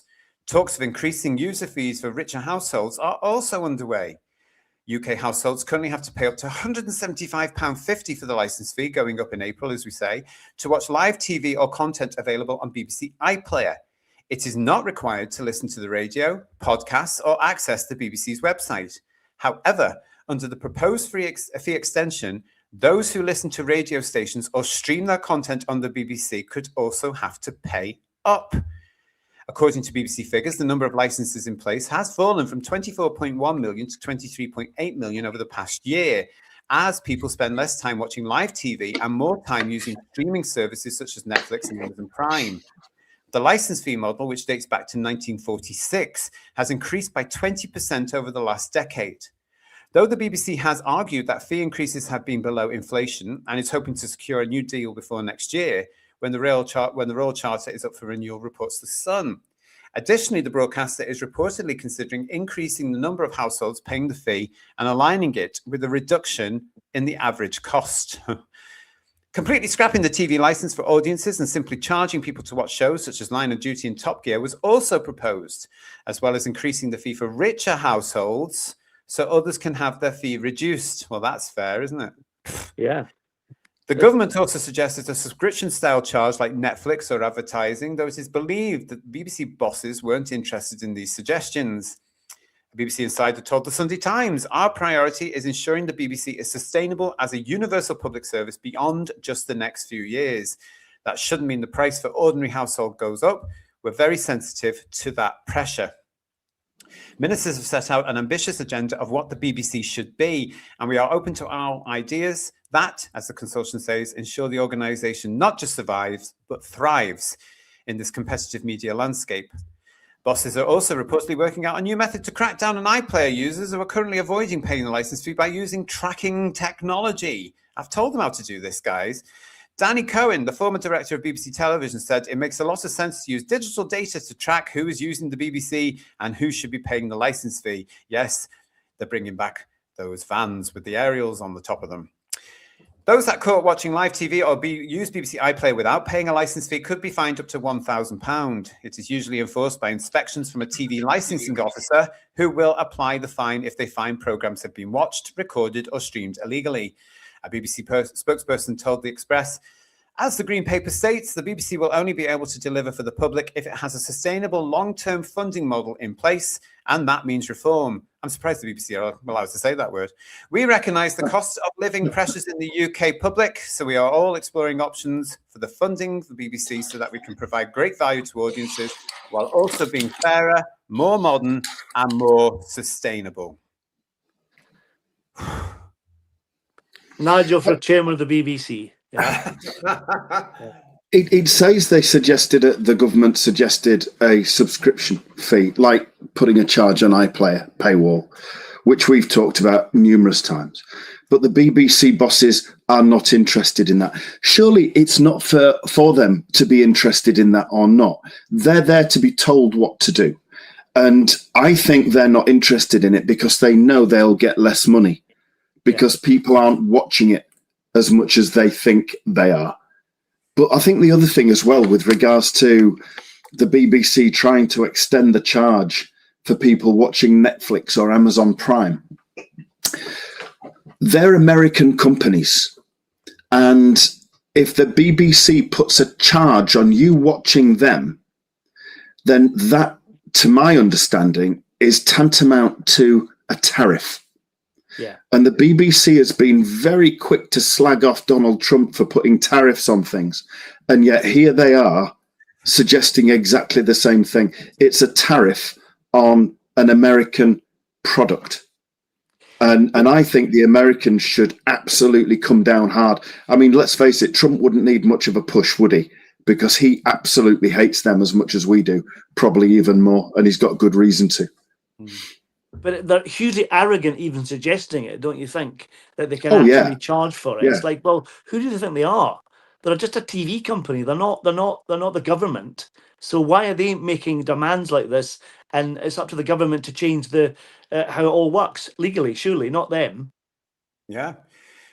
Well, that's an excellent point. But have you seen who the government is? Well, any government, regardless of whether it's this lot or any other bloody government, you know. But it's like Ford. It's like Ford charging you money if you buy a Fiat. Yeah, exactly. Yeah. It's like, why? Yeah. This has got nothing to do with you. Why should I buy this to do that? Well, you're driving on the same road. Bugger off. They're so arrogant. I remember a time, though, guys, not so long ago, where they told us, as the British public, that when you pay a license fee, it goes towards sustaining the radio stations as well. Yeah, yeah. So why has that suddenly got blurred? Why are they? It used to be just the wireless license, didn't it? Yeah. And then TV started, stopped for World War II, started again, and it eventually became the TV license, which incorporated radio. Yes. Yeah. It's because they legally buggered up the wording of how this works, making it simply live TV or live events. They've not clarified how that actually works, and they've not thought it through. Yeah. And they're going to be, I think, like you say, Ian, Netflix will probably kick off about this as well, because that's going to make their access to the UK difficult as well. If people get charged, they'll stop watching Netflix. Yes. Yeah. So. And you know, Netflix are very big. We know that. They're very rich. I stopped my Netflix because it got too much involved with the TQ cult. You know, there was seen too much of that coming up, and I just thought, no, that's all nonsense television. And I exercised my right there to stop that subscription. Yeah. But how many people would stop their subscription if they looked at Netflix like I did and said, what am I actually watching here? And now I've got to pay a fee on top of the fee to the BBC for the privilege of watching this. It's not going to work. They look at sustainable routes. They're not. They're looking at quick fixes. These people at the BBC and practically in any sort of public sector organization, they haven't a clue, have they? They just don't understand. They're just trying to compensate for the fact that people have stopped buying the TV license. That's all it is. They're trying to compensate for the loss of money. That's all it is. We are currently seeing now, guys, the BBC in full-fledged panic. Yeah. Long overdue. It is. They've had the monopoly for 60, 70 years. And TV has changed. And they never saw, did they? Just like they never saw the rise of the VHS or the DVD or the Blu-ray. They never saw streaming coming. Yeah. They never saw direct competitors from Amazon or Netflix or YouTube or anywhere else like that. They certainly didn't see YouTube on the horizon. None of us really did. It was a great surprise, wasn't it, really, when that arrived? You know, oh my God, we can do this with this. We can do our own channels. We can do our own television. They are panicking. They're in full-fledged panic mode now and desperately grasping at stuff. We've got Jamie Knight in the chat. Hi, Jamie. How are you? BBC should have a worldwide BBC Plus app, get all the money from the rest of the world and make it verified but free in the UK. Jamie, I've been arguing for God knows how many years now. They have one already, and it's called the iPlayer. We know from some of our beautiful viewers here on Who's Views who are out with the UK that they can get into the iPlayer and watch programs on the iPlayer. That shouldn't be happening. There should be safeguards there because it's paid for by the BBC licence fee payer here in the UK. So that shouldn't be happening. But it made me think, well, if the demand is there, bloody well, let them pay for it and subscribe to the iPlayer. There is nearly 100 years worth of material from the BBC on the iPlayer, and they're adding to it all the time with complete sets going down to even something like The Good Life and Terry and June. Yeah.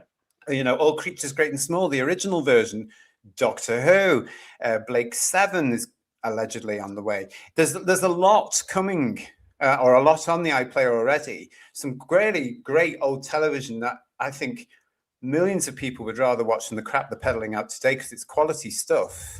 Yeah. And they're not paying for it. So again, I'm going to say to people at the BBC, you've got it already. In the UK, iPlayer is free to use. Out of the UK, subscription service. Whatever it is on Amazon and Netflix, £10, £15, £17, £20, whatever it's going to be, match it. And charge people outside the UK. I think they would take it up. Yeah. You know, especially if you're saying to Doctor Who fans, oh, we don't need the Disney deal because what we're going to do is we're going to put it on iPlayer. And what you have to do if you want to watch the new series is you have to subscribe to the BBC. Yeah. You know, 2 or 3 people in America might do it. I don't know. But I just don't understand why they're being so bloody stupid. They're rooted in the past. BBC. No, well, that's true. Yeah. Oh, there's one here from Darren. Look at this. Darren Reed is saying they should get John Cleese back to do that TV license ad he did in the 80s. I remember that. However, John Cleese, if you follow him on X, he's not very impressed with the BBC at the moment. He's calling them for everything. He really, and he's right with what he says. He's not impressed at all and says that everybody in the BBC should be marched out of the BBC and people who know how to run television should be marched in. Dalek Shalom is saying the BBC can't enforce this unless YouTube update their terms and conditions to incorporate this. How many people actually read what they're agreeing to nowadays? It could be done stealthily, I suppose. The thing about John Cleese mentioning about the BBC, no one knows how to make TV, even in his day, or in the golden years of Doctor Who, they didn't know how to run TV even then. It was a fluke, wasn't it? Let's be honest. Well, they didn't know how to do the merchandise, did they? I mean, it was staring them in the face, but they couldn't do it. Yeah, and if there were any bright sparks over at Enterprise, as it would have been then, saying let's do this, they were shut down then, weren't they? Because nothing happened. Yeah, but it wasn't that sort of until Star Wars came along in our country, nothing was happening. Yeah, you got the odd Dougal soap from the Magic Roundabout, maybe a T-shirt, you know, if you were lucky. But when Star Wars came along, that changed everything, and the BBC typically couldn't keep up. Yeah. Strange. Strange days indeed. Raymond Williams, the BBC are used to feeding on the teat of the British taxpayer. Ooh, I've just got that image in my head now. Thanks for that one. Advertising would not come close to the money they make from the license fee. That's an interesting one. It depends how much advertising they get and where they get it from. Really, it's a kind of it's a bit of a nebulous thing. You don't know how they can make millions from advertising quite easily. Yeah, because it works. Mind you, Channel 4 is part paid for by the taxpayer, which I've never agreed Sell with. that off. Sell it. God, I know Boris was going to, wasn't he? And then they lost his nerve. Yeah, should have just done it. It's as we were talking about JT on the Carry On stream the other night there about the Carry On people were getting sponsorship even then. And Doctor Who did it in the Dalek movies, you know, had Sugar Puffs. Why the BBC can't do it, you know? Blue Peter sponsored by Sticky Back Plastic, by Sellotape, who knows? Whatever, it's fine. Yeah. I don't understand it because, you know, if you watch things like EastEnders and stuff, there's a packet of Kellogg's cornflakes on a breakfast table. Yeah.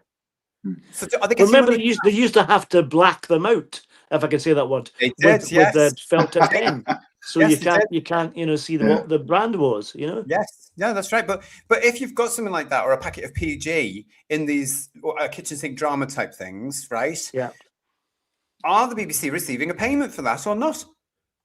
Yeah, maybe they are. Because what's this P? At Christmas, when I was at my mum's and watching television, there was P there, which I believe is for product placement on several of ITV's things like Emmerdale and Coronation. My mother watches all that. Yeah. So, you know, she loves Emmerdale, by the way. Loves this. But, you know, there's a P on there on the advert break, wasn't it? Saying, and I looked it up, and that meant that in the show was subtle product placement. And there it is. It's bran flakes on the shop or on the kitchen or whatever and so they're getting a payment. Is the BBC? Can anyone in the chat answer me? Are they getting that? If they are, they're not mentioning it in the programs, are they? After the program, this program was sponsored by Bran Flakes. Keeps you moving in the morning. You know. Yeah. Yeah. Well, it bloody did with me, I tell you. Heaven's sake. Do you know those all bran things, who viewers? You know, the all bran, the thin shreds of. Oh yeah. I can't eat that again. It's like grated cardboard. It really is. Yeah. So. Oh, the effect though, Paul. Ooh, oh yes, it can be quite dynamic, can't it? Yes. Regular. Yeah. Regular. Oh my God. Goodness me, never again, I tell you. Where am I? Marie UK, surely Netflix could sue the BBC for gaining from their programs. Yeah. There would have to be a deal. And I wouldn't think. Why would Netflix allow that? Because they will, as you say, Paul, they will lose viewers. They will lose subscribers. Yeah.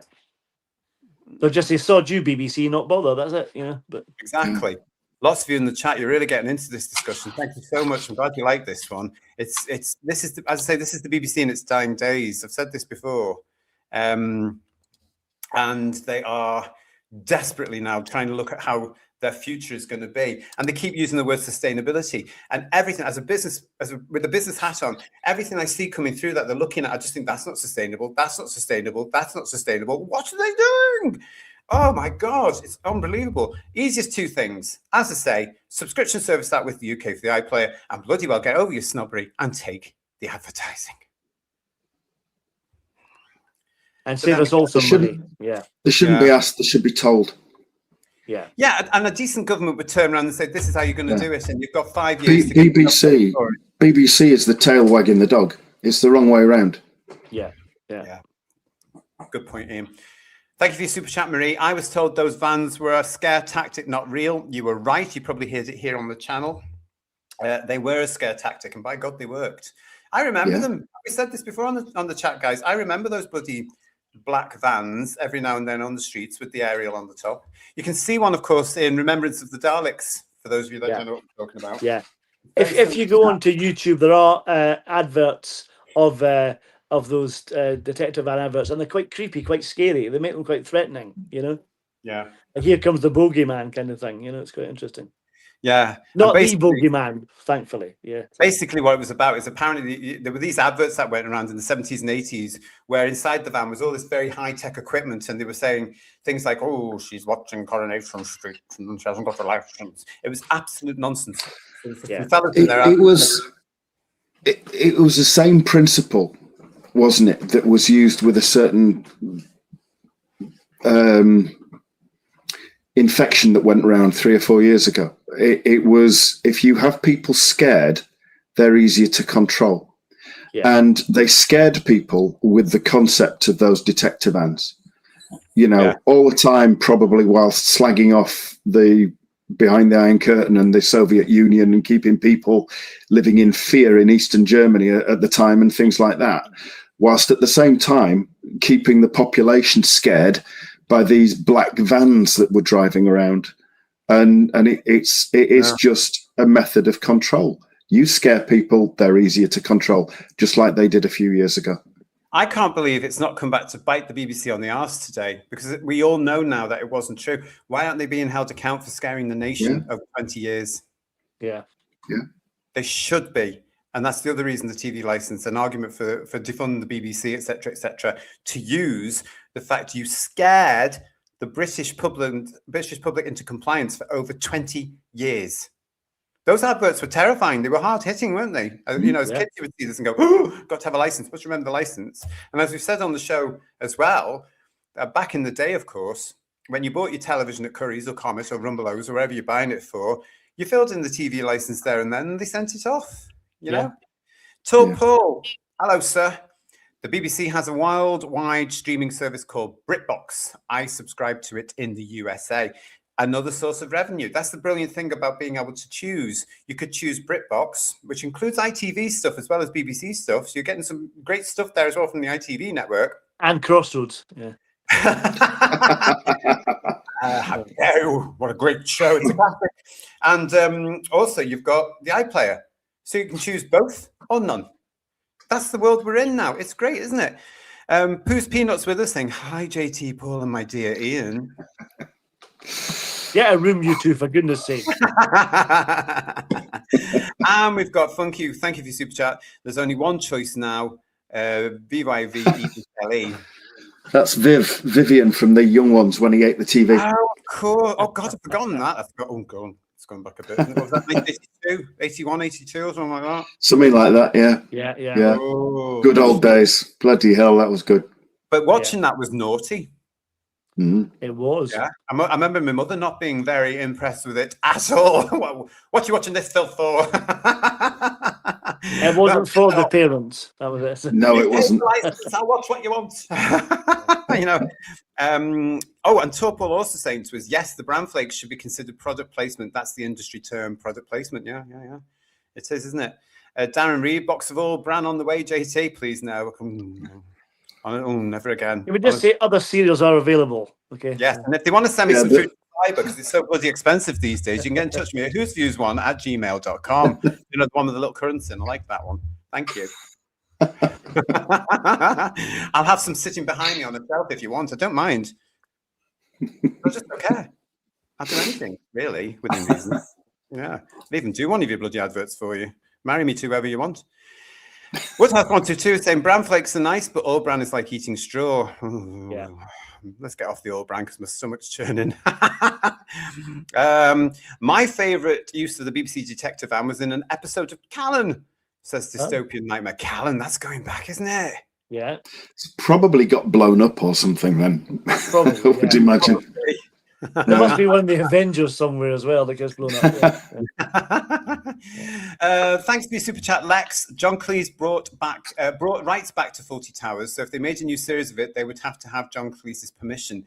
Wasn't there something about that, Lex, a few years ago? And he decided to do the tour that's a hugely successful theatre tour that's on now. Yeah. Because didn't they? I'm sure it was mooted for television at one point, and then there was a disagreement between Cleese and the BBC allegedly. I'm sure that's in the little grey cells somewhere, Paul. Yeah, he was going to write a new series with his daughter, wasn't he? He was going to come back. It was Fawlty Towers about 50 years later, where Basil was I think living on his own, whatever he's doing. But he was running his own hotel. But it was 50 years later. It was an old Basil played by John Cleese. That's what we're going to do, I think. It wasn't like a continuation. It was a new, like, I've been served again type idea. You know, that sort of idea. That's it. Yeah. Thank you for that, Paul, because I thought it was going crazy for a minute. No, you weren't. Yeah. Unless I'm going crazy too, like, possible. No, it was definitely with his daughter. And now he's taken the reworked scripts from the original episodes onto stage here in the UK, and it's toured. Hugely successful, which I'm sure he's very grateful for, because of course he's got some debt to pay off with his missus. Who's joining us? Sorry? Who's barking? That's my dog dreaming. Bless. What's he dreaming of, I wonder? Bones, probably. Albert, people are listening to you, sweetie. Yeah, his eyes have just opened. My dog used to do this kind of twitching. Does he twitch as well when he's sleeping? Oh yeah, full kicky thing and everything. Yeah. I love it, to be honest, but I do apologise for the interruption. Oh, bless him. I was going to say about Fawlty Towers. The interesting thing about this tour is Paul Nicholas is playing the Major in this tour, which I can't get my head around because they're showing Just Good Friends on You and Eden at the moment, so it's hard to see the two characters because he looks so different now than he did then, you know. Yeah, because he was a good-looking fella in his youth, wasn't he? I think that's one of the reasons Just Good Friends was made into a massive success, because he was this floppy blonde-haired 80s-looking lad, wasn't he? Yeah. And a bit of the London vibe about him going on as well, but I'm sure he made that. Written by John Sullivan of All of Who's and Horses fame. Yeah. He's an old man now, of course, isn't he? Hey, here's the Lady Night joining us. I tried all bran. It's the most disgusting thing I've ever had in my mouth, and that's saying something.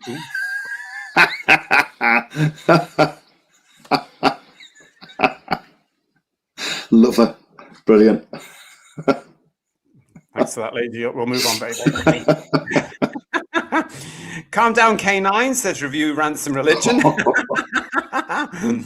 He wants his pedigree chum, says Frankie Sanage. And Albert is dreaming of postman, says Robert Payne. Oh, bless. He's funny. You're watching Who's Views Headlines. It's your big show this Sunday. What am I talking about? The 8th of February, 2026. It's good to see you. We're currently talking about the BBC and the license fee, everybody. So thanks for joining us. It's great to see you. Make sure that you give us a thumbs up. Make sure that you've subscribed to the channel, and make sure you're still subscribed to the channel. And why not as well give us a hype for this particular show? Hype. I don't know what it means, but why don't you do it anyway? It's the options there for you.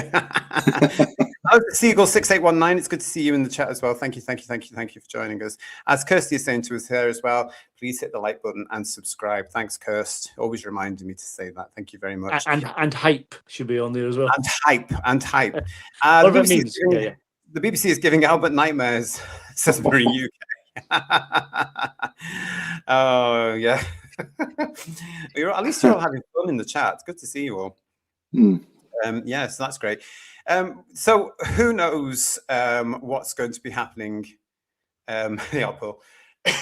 Who knows what's going to be happening to the BBC? So stay with us here on Who's Views, because of course we will be looking at all that, and let's hope that we get an answer to our question: do you need a license fee to access the BBC's channels on YouTube? As soon as we know, we'll share it with you. So can I ask, is hype an acronym? Is it? No, I don't think it is. Okay. Bill Harry's saying, how do we hype? There's this thing, where your chats are and stuff on the show, and you have to scroll along and it says we can hype it.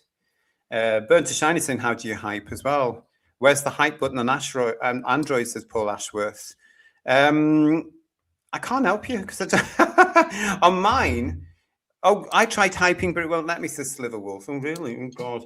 When I go into the show on my phone thing, he says, it's on the, let's have a look. If I can get rid of the live chat there for a second, you go into,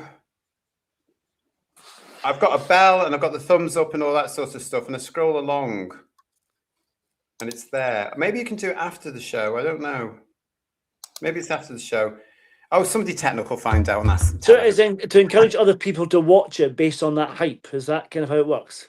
Yes. And as Heretic is saying, I think hype is rolling out feature. It may not be available for everyone. It's usually how new features work. Oh, I see. With Legion of James, to hype, when you click on video comments, you then scroll right and there's a hype tab. Don't think you can hype when it's live. Oh, there you go then, mate. So you can hype after the show. Thank you for that. If you've enjoyed the show, which I'm sure you will be doing, you can give us a hype. Right, where are we off to now? Oh, yes. Oh, yes. Here we go then, everybody. Because, yes, here's JT getting the show business in the entertainment industry yet again. Oh, they can't help themselves, can they, guys? If you saw our Live at 6 show earlier on this evening, you would have seen me yet again talking about the TQ cult in this month, which in the United Kingdom is LGBT History Month, which is, of course, now LGBTQ++ History Month. And you'll know how much I can't stand the word queer, the Q word, the homophobic slur. So imagine my disappointment yesterday when the Radio Times put out an interview with Sadie Miller. Now, this is coming after the anniversary last week of what would have been Liz's 80th birthday, as we featured on our show last week. Have a look at this. The queer community. A lot of us who love Sarah Jane have grown up to be queer. What is it about her that kind of makes her a bit of a gay icon, do you think? A gay icon, a feminist gay icon. To me, I don't necessarily think of her as a queer character, but I think of her as a very sort of asexual character, really. And I think that is equally important, that she is a character that is about, she finds her purpose and her meaning through her connection to other people, but not in a romantic way. And I think that we don't often see that with a young, very conventionally attractive female character. She talks about femininity, but it's not necessarily her defining characteristic. And I think that she was both a diva in her fashion choices. I don't think those waistcoats and things were to attract a man, shall we say. I know in the show, and obviously she has written with certain male love interests, but I don't really see that for Sarah. I think we all know underneath what Sarah really is. I don't want to get in trouble. There's that sense of Doctor Who as a whole is about finding your chosen family, and I think that's something that a lot of people for better or for worse, in the queer community have to go through a lot more. There is no Doctor Who without the queer community, 100%. There is no Doctor.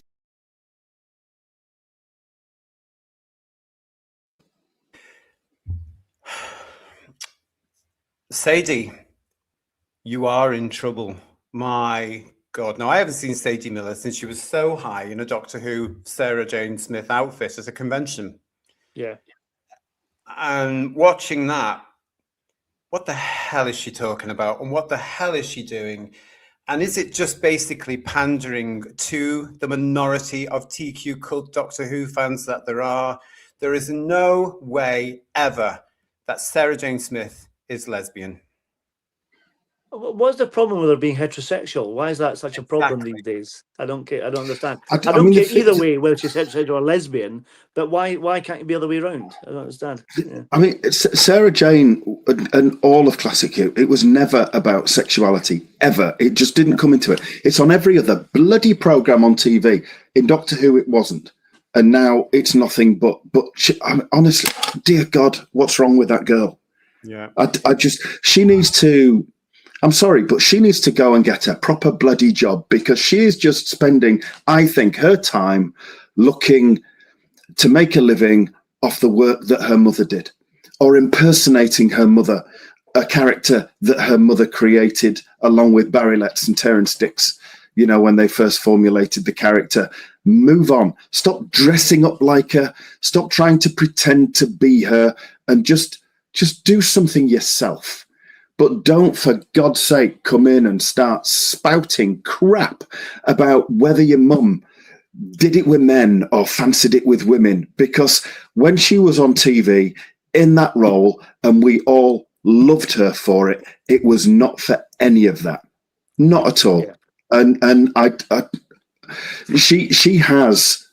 she better have a lot of friends who are prepared in the TQI cult that are prepared to buy the stuff that she's in, because she's just alienated everybody else now. Everybody else who had time for her because of who she was.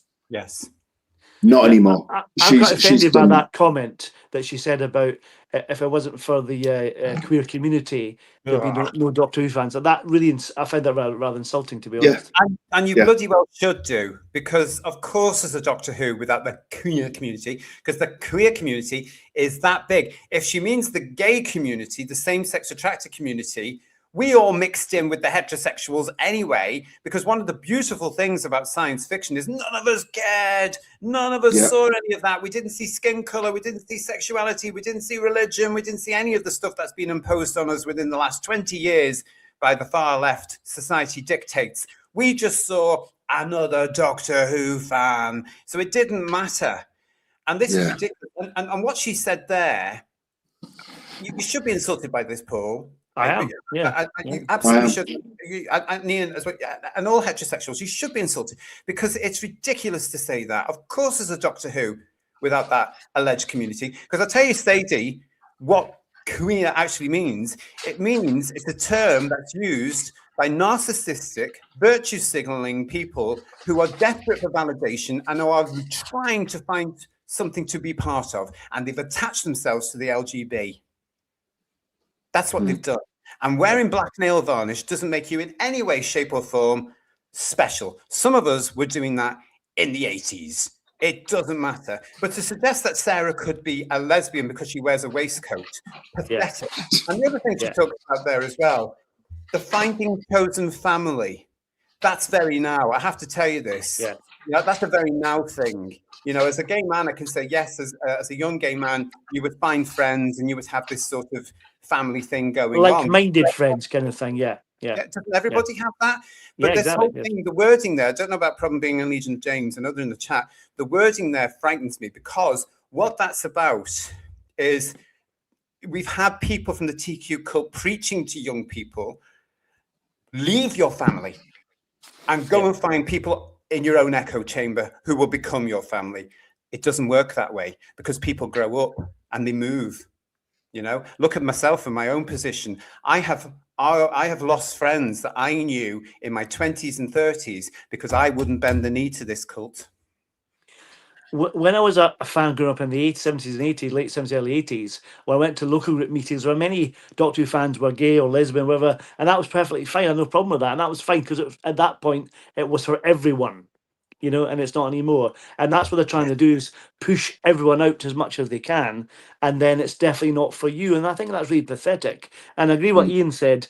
She's living in the shadow of her mum, and all these photo shoots she's been doing, recreating moments from Planet of Spiders, or Hand of Fear with a spider on her back, or with the hand of Eldrad, all that kind of stuff. It's pathetic. It really is. Yeah. And Big Finish are constantly pandering to this and getting as much as I don't mind some of these recasts, but you've got Michael Troughton doing it, you've got Caroline John's daughter doing it, you've got someone playing Harry Sullivan. Please leave them alone. Just let them do something else. They've got other people to choose from the 80s, from Tom up to Sylvester, etc., to choose from. Don't use recreate dead characters. It's a waste of time. We don't want to hear that anymore.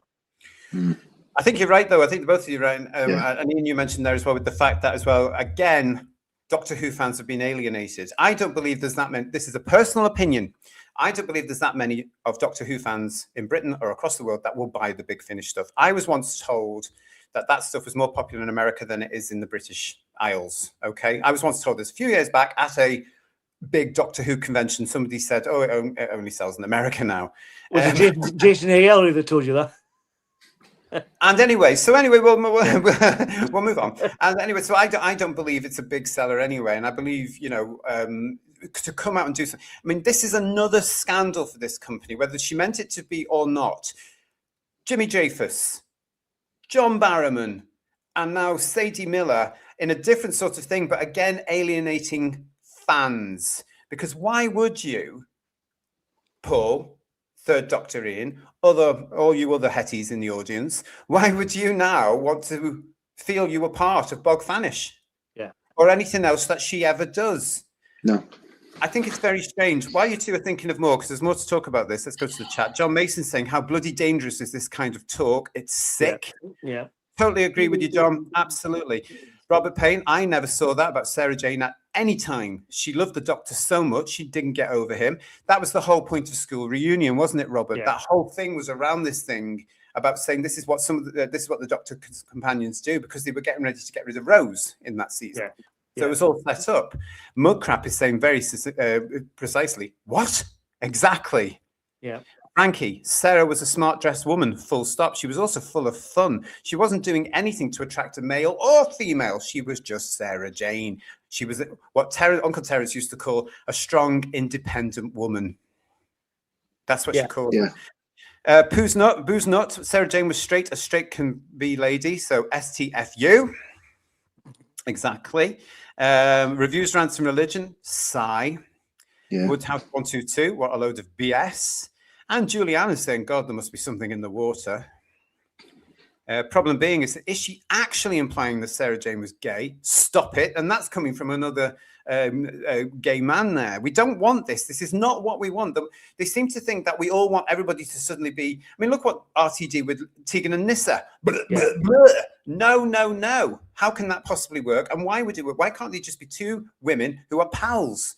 He did that in Tales from the... We want everybody to be gay in the show, or queer, as they call it, because they can't say gay or same-sex attracted.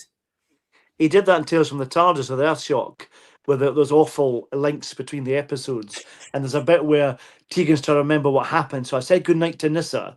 I assumed it was that she had a cat called Nyssa. She wasn't sleeping together. That would make sense. It would make sense, yes. Because, Nyssa died thousands of years in the future. On Terminus. Yeah, on Terminus, exactly. Would have died on Terminus. Let's face it. Let's get real. Nyssa would have died on Terminus. Unless the Doctor went back there at some point and tried to rescue her. Which is unlikely, because that's not what the Doctor does. Let's face it. But I thought that as well. Tegan would have remembered her pal, who she had lots of adventures where she had a death with in the form of Adric, or when they went through that trauma. She would, it was the cat. But no, it's implying for the minority. The whole thing about this is why is everything boiled down to sex now in Doctor Who? When it never really mattered before, there was no flirtation between the Doctor and his companions. Who cares? I don't care what sexuality anyone is in the series. I'm not interested in that aspect of it. It's the only level that these morons can operate on. It's boil it all down to who's doing what to whose with whom bits. Yeah. And and they can't get themselves away from it. It's an obsession. It's an absolute obsession. It is. And it's just crazy. I don't know if they can't cope with the fact that Sarah Jane Smith arrived in 1974 at the height of the women's liberation movement, and was, she was preaching it to Queen Thalera, wasn't she? In Monster of Peladon, for God's sake. Yeah. Women's lib and all this kind of thing in 1974. Yeah. And even in the first 52. In the Time Warrior, 52 years ago. 52 years ago. And they think all this strong woman is all modern stuff, and they can't cope with the fact that it was more than half a century ago. So they're trying to put extra spin on it by saying, no, she had a fondness for other women or whatever. Obviously, she had the hots for Queen Thalera and Monster Peladon, obviously. Well, we missed that. This is something that it needs to be accountable, because what Sadie said there, I don't want to get into trouble. Tough titty, you are in trouble, because she's ballsed up more than she realises. The wrong people. You are listening to the idiots around you that bend the knee to what RTD preaches and his cult, the TQ cult. Normal Doctor Who fans, the regular Doctor Who fans, no, we don't want this. And as gay fans, same-sex attracted men and women, we don't want this in Doctor Who. That was the beauty of Doctor Who. That's what made Doctor Who special, because it never had this crap in, and it never excluded anybody like it does today. Domgo, I love that picture of Liz and Tom you've got there. Sarah Jane Smith is 100% hetero. What rubbish are you talking about, Sadie? And Stevie and Jeannie Frith, nice to see you. No Doctor Who without the queer community. Doctor Who is for everyone. It was until Russell came back. It's not anymore. Let's see how that looks at Christmas this year.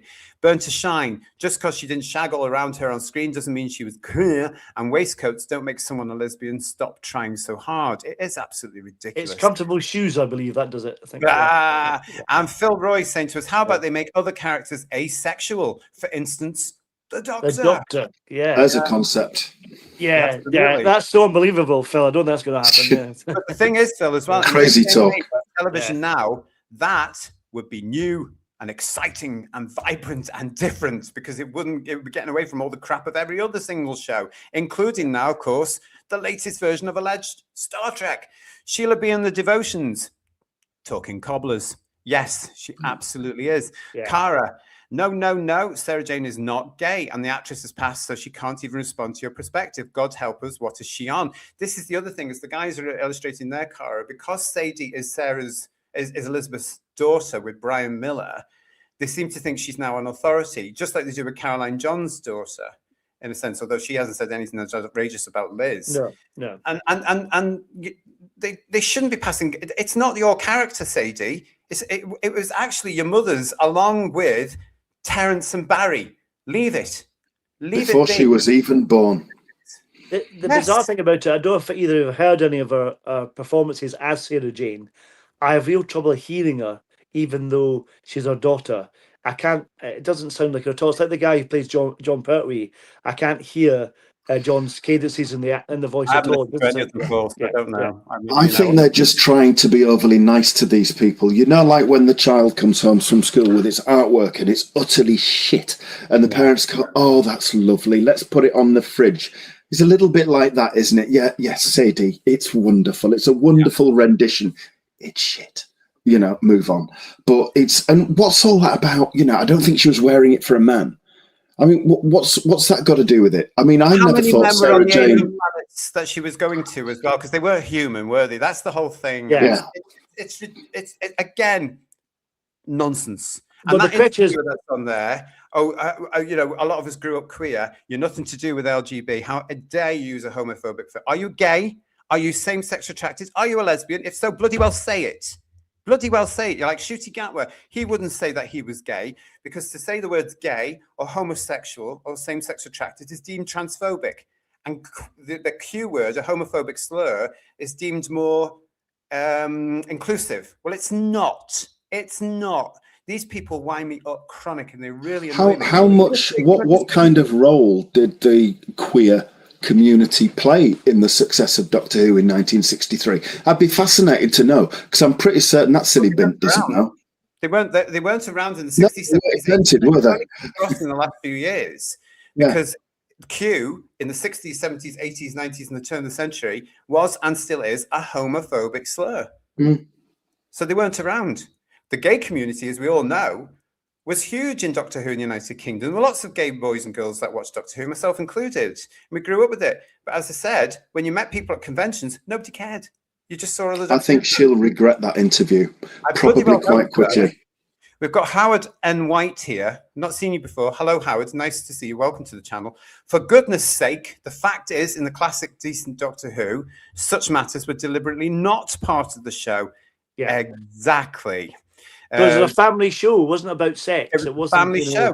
And also after the watershed, was it? No. The production team, Paul, also knew that it had no place in a science fiction serial. What did they want from a science fiction serial? Oh, yeah, science fiction.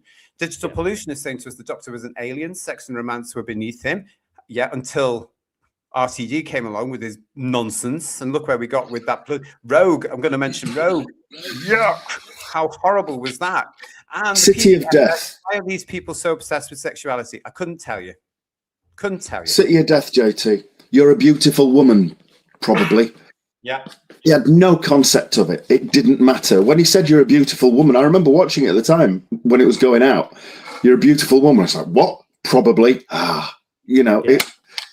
it you was don't know how perfect. the Doctor or the Time Lords look at human beings. You know, we don't know how do they see color the same as us? No, probably not. Do they see something? How do they see human beings? It's never been established, because the beauty of Doctor Who up until fairly recently was that we never saw through the Doctor's eyes. We always saw through the companion's eyes, because that was relatable to a human being. But how did the Doctor physically see any human around him? Was it just a mold of jelly? You know, who knows? I'm still trying to imagine who Sarah was dressing up for on the travels, because herself. Season 11 and 13 into 14, there wasn't that many women around, was there? To be honest, no. But Sarah was so independent. Everything was done for Sarah. Yeah, you know, that's the beauty of the character. Everything was done with her, like Joe Grant before her.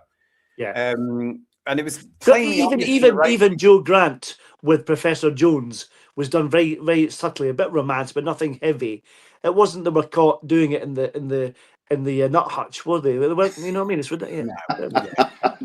yeah. But the nonsense thing about it, though, is it was in the writing as well. The original series, as she sort of touches on and then stops herself there. It was blatantly obvious that Sarah was heterosexual. Not that it matters in any way, shape, or form. Yeah. I mean, it's even confirmed that she'd had off-screen boyfriends, which didn't work out because they couldn't measure up to the Doctor, for crying out loud. Those poor fellows. Legion of James is saying to us that the sexualizing of everything by this cult is perverse and sickening. Yes, and people are starting to notice now. And these people in show business, they need to catch up. You don't want it. Catch up. Siegel. If Liz thought Sarah was a lesbian, I'm sure she would have spoken to her about this. 100% certain this didn't happen. I'm not. I don't think that would ever have been on the agenda at all. I think also, had it been in the writing, Liz would have performed it as such. But it was never, even in the Sarah Jane Adventures, it wasn't there. In fact, wasn't there an episode, The Wedding of Sarah Jane Smith? Come on. She was marrying the evil Nigel Havers. Spoilers coming up. So. He was very good, though, wasn't he? Nigel Havers? Very good, TARDIS. Nice to see you again. Well, what JNT got right was there's no hanky-panky in the TARDIS. I've been watching since vague memories of the Yeti in the Underground. Spearhead from Space episode 1 was my first, and it wasn't queer. Of course it wasn't queer. You're right. You are absolutely right, my friend. And thank you for that. I'm still very jealous that you got to see all those black and white beauties, I can tell you. And this is a private account saying it brought everyone together. That's Doctor Who. The irony is this exclusive inclusivity drives people further away from each other. It's nonsense. Yeah, they're absolutely obsessed now with alienating as many people as they can. And do you know what I also think it is, guys? Because they know they're losing. Yeah. They know they're losing a battle. They know that people are waking up. They know that people are rebelling against them. They know people are not bending the knee. They know people like myself in LGB are standing up against them, and they don't like it. They don't like it. They're losing the grip that they've had. More questions are being asked about all the unconscious bias training that's going on in the public and private sector, Stonewall's influence in the private sector. Why is the entertainment industry doing this? Oh, the BBC's too woke. People are waking up in whatever form it is, and it all comes down to this hard left rhetoric and agenda. Yeah. They don't like it. They don't like it because they can see it. Lots of you in the chat. Thank you for that, Booze Nut. That's very good of you. Yeah, lots of you in the chat with this. Yeah, it's not good, is it? Mark A. Wright saying she says in that clip how she needs to be careful how she talks clearly, feeling repercussions from the cult that run now and then run the show. So she just waffles. It's not just that. They would probably love the fact that Sadie said that. It's us. It's us that she's worried about, the bigger fandom, because she knows she's only speaking to that many people. The wider fandom will protect the character of Sarah Jane, and she knows that, or she should know that. And we are, and we will. We'll defend Sarah Jane. How dare they have this approach to Sarah Jane Smith? And may have a knock-on effect to her convention appearances, no doubt. That'll be interesting. Does she do the conventions as well, does she? I think so, but certainly maybe doing some Big Finish stuff related to that, doing promotional stuff for them, like Big Finish days and stuff like that. But I think she does do small conventions too, I think. Yeah. Right. Can you imagine? The shadow of her mother, yeah. Can you imagine Sean Pertwee saying that he thinks his dad playing the character would have loved to have got his tongue down the neck of Delgado? He just wouldn't, would he? He wouldn't, because he's got his head on his bloody shoulders and he respects the legacy of his father. Whereas she, my God, she's ballsed up big style.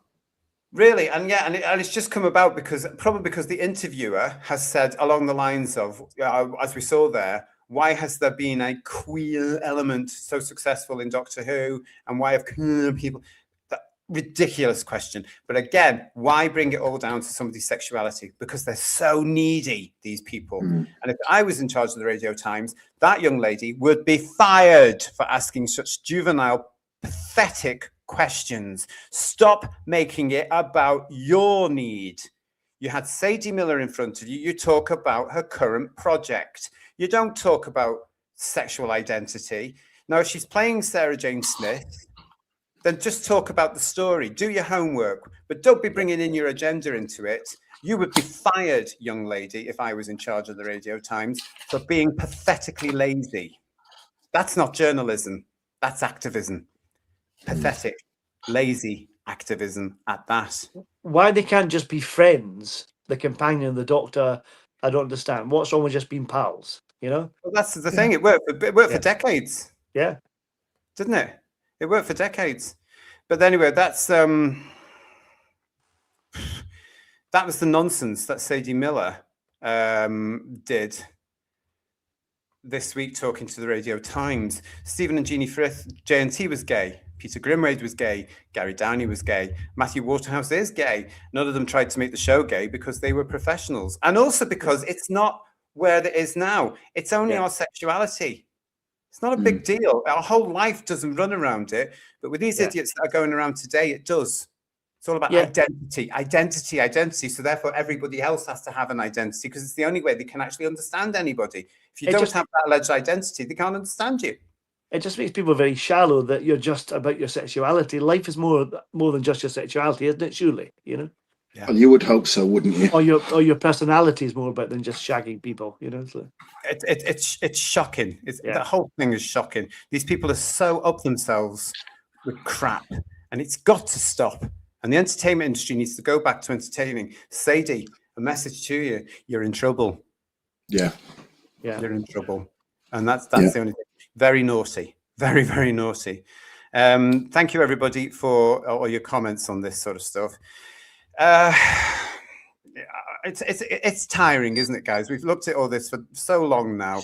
It's very, very tiring. But it's also interesting, isn't it, Paul, how we are starting to get some people once associated with the show in one forum or another starting to get brave now and criticizing it. A few months ago, we had Robert Shearman, who penned his one and only television story for Doctor Who, the very much acclaimed and fan-loved Dalek, back in the first series of 2005. Well, this week, this gentleman put out a latest video to his Tube of Who show, which is called the Cozy Bookish Show. This is Paul Magrs. Now, he's the writer, isn't he, Paul, of many, many Doctor Who books. I know him. I don't know if he did any of the audios. Maybe he has done a few, yeah. Right. He obviously created Iris Wildtime, the time lady with the double-decker bus as our TARDIS. Oh, yeah, a very camp idea. We got even camper by the fact they got Katie Manning to play her in the audio series with Big Finish.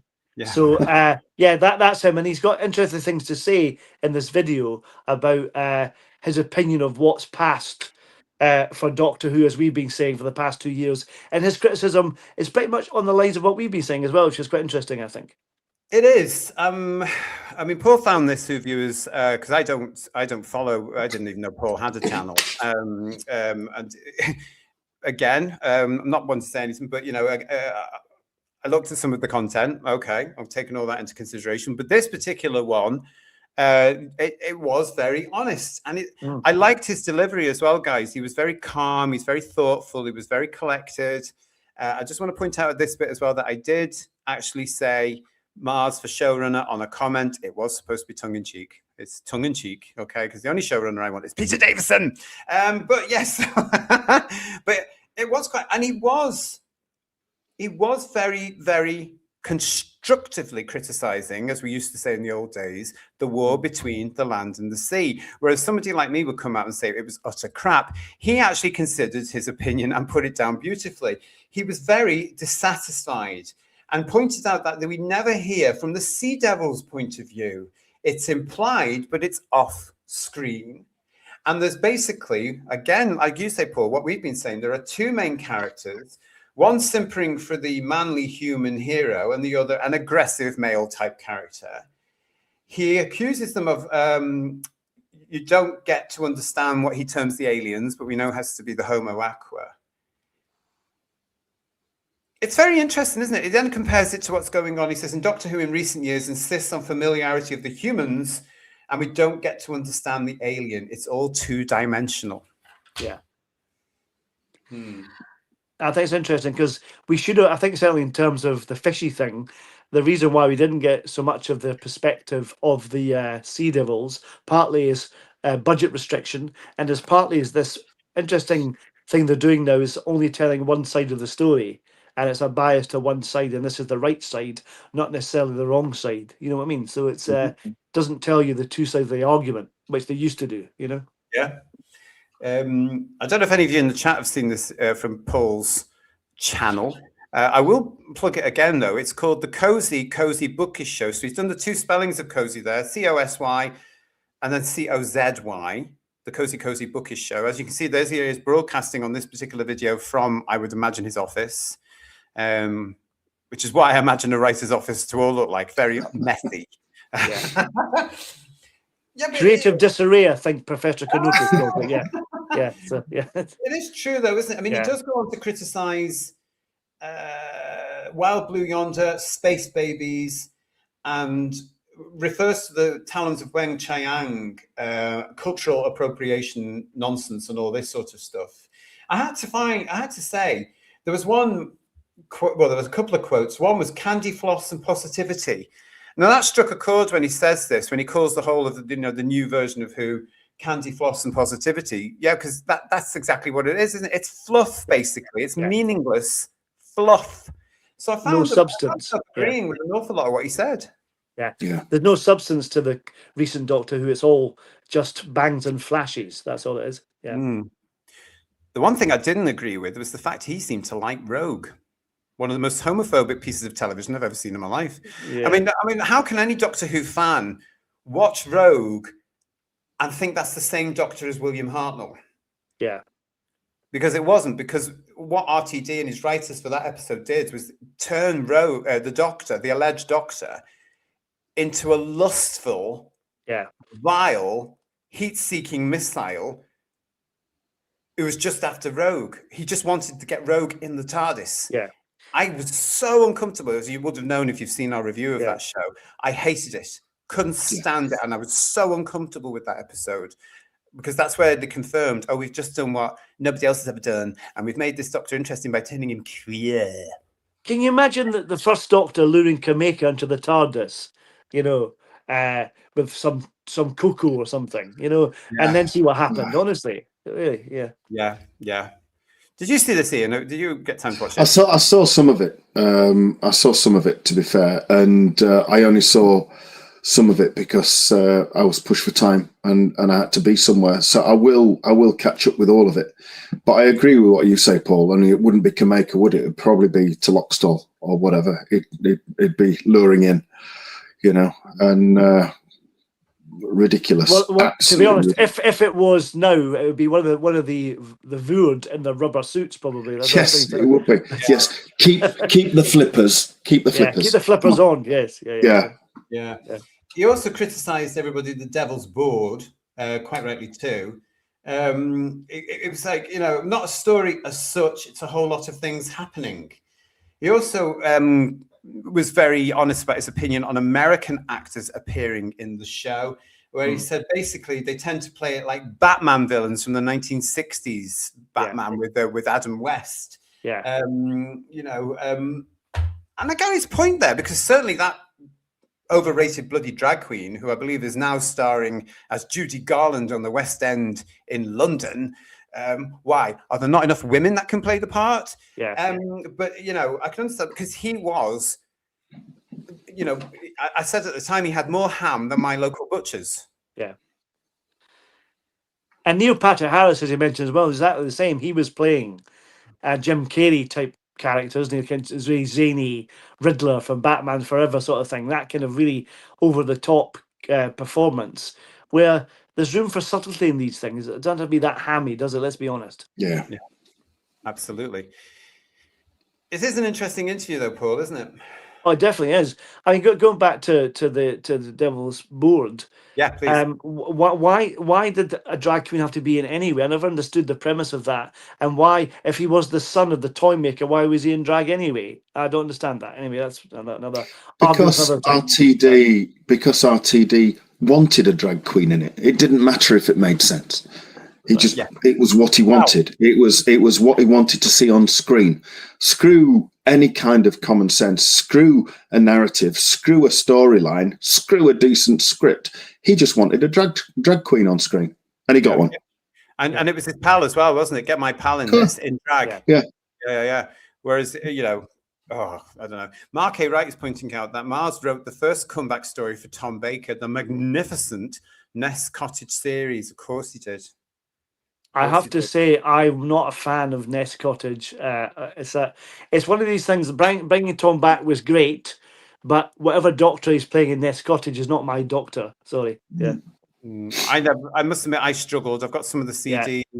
Yeah. I didn't get it. I didn't understand why he's in a house. It's more like Tom Baker playing Tom Baker rather than playing the Doctor, to be honest. That's, I would say. Yeah. Well, there's no shame in that, but don't advertise it as Doctor Who, in my opinion. That's how that worked for me. Yeah. So. Yeah. I mean, it featured Mike Yates, didn't it? Which was a character that the Fourth Doctor never met. Yeah. You know, because Mike Yates was gone by spiders, wasn't he? I think mainly because sadly Nick had died before that, so there's no one else to get next in line. You know, I think, to be honest. Well, I mean, he could have got Levine, couldn't he? Because he's met Benton. Yeah, could have done. I don't know. It was an interesting setup, but it wasn't for me either. Not for me either, to be honest. Yeah, well, we're not having to review them for the channel, are we? Hope not. No, we won't be. No, no, we won't be. Sorry, Paul, Mars, but we won't be reviewing those. I'm afraid. No. He also accused the villains in Rogue. Well, not accused. He said that the villains were cosplayers. Yeah, and that Doctor Who now like to play to a fandom gallery. I love that, playing to a fandom gallery. Yeah, he wants to know, what are those bird people? You know, was it done for a laugh? And why is everything suddenly explained as Bridgerton? Yeah, he has a point. What's become now the current iteration of Doctor Who, and that's calling it Doctor Who is wrong, but it's really become so self-aware, it's kind of become a parody, hasn't it? You know, it's like That's the problem with it now. It is aware of itself, and that's the production team and the alleged showrunner allowing it to become a parody of itself and becoming self-aware of itself. It's the danger here, and I think Mr. Mars here has realised that. And as I say, everybody, it is very much a considered take and a fresh opinion. But as Paul said to me the other night when he found this and said, "You've got to watch this," it's now very interesting that people associated with the show are coming out and critiquing it in not the way that we're expecting them to. Yeah. So I'd say this is the second one. We had Rob Sherman in Doctor Who magazine, which upset Train Tranter, if you remember, which I found hilarious. Yeah. And now you've got Paul. I'd like to hear from more of you that were associated with Doctor Who, either past or present. I'd like to hear what you actually think. You need to speak up because the show is being killed by these agendas, and it's driving millions of loyal, beautiful fans away. It's got to stop. We even had it from a little bit from Mark Gatiss recently, and of course Peter Hoare as well, the director of the fishy thing. So they are coming out of the woodwork now. Maybe more will come soon, and we'll have more to talk about. That'd be interesting.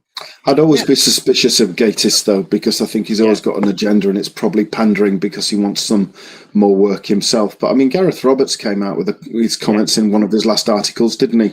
Yeah. Very good it was too. You know, Gatiss was still critical, wasn't he? He kind of did criticize. He was very cagey about it. I agree with that. It's been shit for a long time, hasn't it? And he's kept his gob shut. So to be quite honest, I'd rather he just still kept it shut. To be fair. Yeah. Well, look, I mean, the thing with Gareth, the thing with I don't know Robert and I don't know Paul Mars, but what I get from the three of them is this whole thing about we've done our time. Yeah. And we've grown up, and they are amongst the fans that have really left the show. Now, I can assume that Mr. Roberts hasn't watched any of it because he's just not interested. He might have dipped in and out, but obviously Robert and Paul Mars have watched it, and they've watched it enough to be able to know that like what Paul Mars is saying here, the ethos of diversity when it comes to Dot and Bubble. And he said, basically, didn't he, Paul? He suggested that Dot and Bubble could have been done so much better with a submersive twist. And he illustrates what he would have done with that story. Which I think, had it been done the way he suggests, I think the story would have worked better rather than pointing a great big finger at its audience saying, that's you lot, that is. Yeah. You know? It was interesting. It's interesting. It's something I would recommend that you viewers go and watch at some point. Not now, but you go and watch it and see what you think as well about what Paul Mars was saying. I'll show this again for you. It's the Cozy Bookish show. It's out there for you. I was really keen on the fact that he also, when he talked about the Star Beast, Paul, he compared it to the much superior comic strip. Yeah. And he did it well, didn't he? Yeah. He did it well. You know, he pointed out, everybody, that in the original comic strip from Doctor Who Weekly back in the old days when it was good, that the comic strip was brilliant. And we got to know the Meep and the Roth Warriors. But the drama through a comic strip was done so well because if you were there in 1979, 1980, and you read that comic strip every week, the turn of events where the ugly ones turn out to be the good guys and the cute one turns out to be the bad guy was a real shocker when you were watching this thing. It was a real shock. And the fact that Paul Mars speaks out as well, that the Doctor had put his companion-to-be, Sharon, in with the Meep because he got it wrong as well, built the drama. Yeah. And then you had to wait a whole week, like the TV show, for the next episode to come out in the comic. Whereas he explains that, of course, in the TV show, as with lots of television today, you don't have to think. It's handed to you. Yeah. Yeah. It's a real shame because they had set up that more with that kind of that idea of and never judge a book by its cover. It's quite interesting because if they had done that and built up the Wrath Warriors being nastier a little bit, because what they do to the Doctor in the comic strip when they put a bomb in the Doctor, don't they, and all that kind of stuff, and they do very nasty things to him to try and get the Meep. And then the Doctor diffuses it, etc. But there's all that build up to that kind of stuff and seeing what they're like. and then it becomes quite a surprise that the Meep actually is a baddie, which is wonderful. It really is. Yeah. It's all there for you if you want it. We thought we'd mention it because, again, it's another Doctor Who related person, even from some time ago. It's an interesting thing. We will be watching out to see who's next to come out and say something, actually. If you see anybody from the Doctor Who world, past or present, of course, that says anything that you think we might be interested in, don't forget you can get in touch with us at whosviews1@gmail.com. Thank you very much for everybody that sends anything in saying, have you seen this? Sometimes I have and sometimes I haven't, but keep me on the ball. Make sure I've seen it. Thank you very much. Today, talking of the Radio Times as we were there, the Radio Times today, this afternoon, published something about somebody that's associated with more modern times in Doctor Who. It's the other female one. It goes like this. Doctor Who star, allegedly, Jo Martin, will receive special award to recognise how she has, quote, forged a trailblazing path, unquote. The actor who made history as the fugitive Doctor, yawn, will be honoured by the British Urban Film Festival for her impact on film, television and representation. Yeah, here we go again with one of these things. If you've not seen this is from this afternoon, so let's have a look at this. Typical of the industry, Doctor Who star Jo Martin is to be honoured by the British Urban Film Festival, BUFF, which has announced that she will receive its honorary award for outstanding contribution to film and television at the 2026 ceremony. The special accolade, first introduced in 2015, recognises screen talent whose work has had a significant cultural impact and helped broaden representation across the industry. Previous recipients include Amma Asante, Angela Griffin. Oh, she's lovely. I met her once. Ashley Walters and last year's honoree, Femi Oyiniran. Can't say that, sorry. Reacting to the news via Deadline, Jo Martin said, "What an honor. I'm over the moon. Thank you, Buff." Artistic director Kelechi Ehunula said, Jo's career speaks for itself. Her indelible work has broken barriers, championed, inspired, and forged a trailblazing path for others to follow, and we're delighted to be honouring her with this award. Buff co-chair Claire Anyam Ozigwe added that the honour recognises not just Martin's body of work, but also her wider influence in redefining what leading roles look like on British and international screens. Well, I can't say off the bloody words, so that's what it looks like. Martin first came to public attention as Natalie Crouch in the BBC sitcom The Crouches, which I've never heard of, so that was interesting, before going on to appear in long-running medical drama Holby City and acclaimed series such as Back to Life and Dreaming Whilst Black. She made television history in 2020 when she debuted as the alleged fugitive Doctor in Alleged Doctor Who, becoming the first black actor to portray the alleged Doctor. Her surprise reveal was, and this will make you all laugh, widely celebrated by fans and critics, and has since been recognised as a landmark moment for the long-running sci-fi series. So can I clarify? So she's not just getting this for Doctor Who. No. That's why I thought originally for that, because if you got for Doctor Who, blink and you miss her.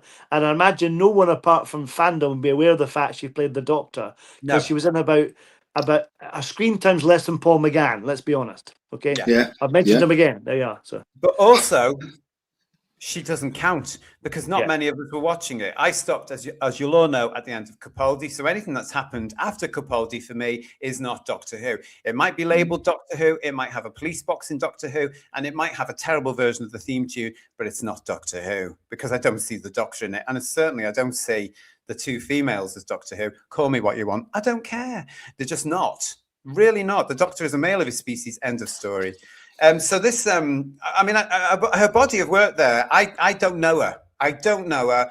I know that she played some sort of version of the alleged Doctor in the alleged version of Doctor Who she was in. I did see her when she came back for the Shooty Gatwa bit. In that bloody awful thing set in a barbershop. Yeah. That awful episode, which was basically his play put into Doctor Who. And I didn't understand it because it took me out of the story. I was coming out of the story anyway, to be honest, everybody. I didn't get it. But hair growing back. I mean, I know mine is. But, you know, it's just a case of like, you know, what's going on? And then this other woman turns up who apparently is supposed to be the Doctor. No. It's like you were saying, Ian. RTD said you don't need any knowledge of prior Doctor Who. Well, you obviously did for the Shooty Gatwa years, and I didn't have certain amounts, and I don't want to know. You know, I'm not interested. But it does take you out. I knew she was in Holby City because Doctor Who linked her to Holby City to try and get the Holby City viewers watching Doctor Who, which didn't work. Yeah. She also appeared in some kind of detective drama thing on one of the channels as well. I think they mentioned that, don't they? It's on now. You can see it actually now. Let me just find it for you. I can't remember. Where is this? Oh, I thought it was there. I can't remember. I thought it was in there. But yeah, it's repeated. She's in with a group of other women, including Samantha Bond.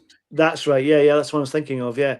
And so she's done lots of things, but she's only okay. She doesn't grab me as an actor. She's all right, but she's not that inspiring, really, to be honest. She's a bit bland. It's ridiculous where they try to put people in to get the audience from another program to watch, isn't it, really? It's sad and it's desperate, just like trying to get Gatwa to bring in all the TikTokers and things like that. They're on TikTok for a reason, you know, and it's not because they watch television for a program that's any longer than 30 seconds. And it always fails. But what Stephen and Jenny Frith have said there, got to hand it to her there. When she was on with Whittaker, I mean, admittedly, it was an incredibly low bar, but she did act her off the screen completely. And the fact that Whittaker acted Gatwa off the screen in his final episode is even worse. You know, it's not. That's how shows how shit he was. Yeah. Yeah, you're not talking huge accolades here at all by any means. Things that they should be more embarrassed about than anything else. But these people don't know any kind of humility, do they? So. Well, they don't, and especially in the showbiz and entertainment thing. And again, what this is it's all about the DEI, isn't it? That they all live and preach about, not realizing. I'm sure they all have good intentions, but from all I can see is exclusionary. Exclusion. This is not for you. This is not for you. This is not for you. I don't understand why awards have to be segregated. Because that's what we're looking at here. We're looking at the modern form of segregation. And I don't understand segregation. I never did. You know, I never understood it when I was taught about it in school in South Africa in the old days, you know.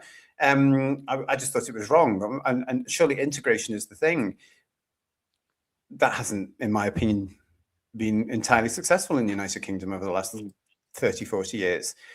I think we're partly in the mess because of it now. And segregation is just helping. And I don't think the entertainment industry is helping at all. Why should somebody's sexuality or gender or skin color put them above somebody else? Yeah. So again, it ties in with what we've been talking about the BBC's approach to DEI, because it's across show business and the alleged entertainment industry completely. Yeah, I've said this all along. If you should get a job based on your talent, if you merit to get that job, if you're qualified to do that job, not because of anything else, you need to be able to do the job. Whether Joe Mark can do the job on Holby, whatever, that's up to, that's subjective, I suppose. But in terms of Doctor Who, I don't think they should have cast another female Doctor. Certainly one that's meant to be before Hartnell, which would drive me crazy if that becomes canon. I hate that. I don't understand that. That's why the beauty of Doctor Who is, don't let any alleged fan tell you, oh, that's canon, that's canon. It's not. It's been going for so long now.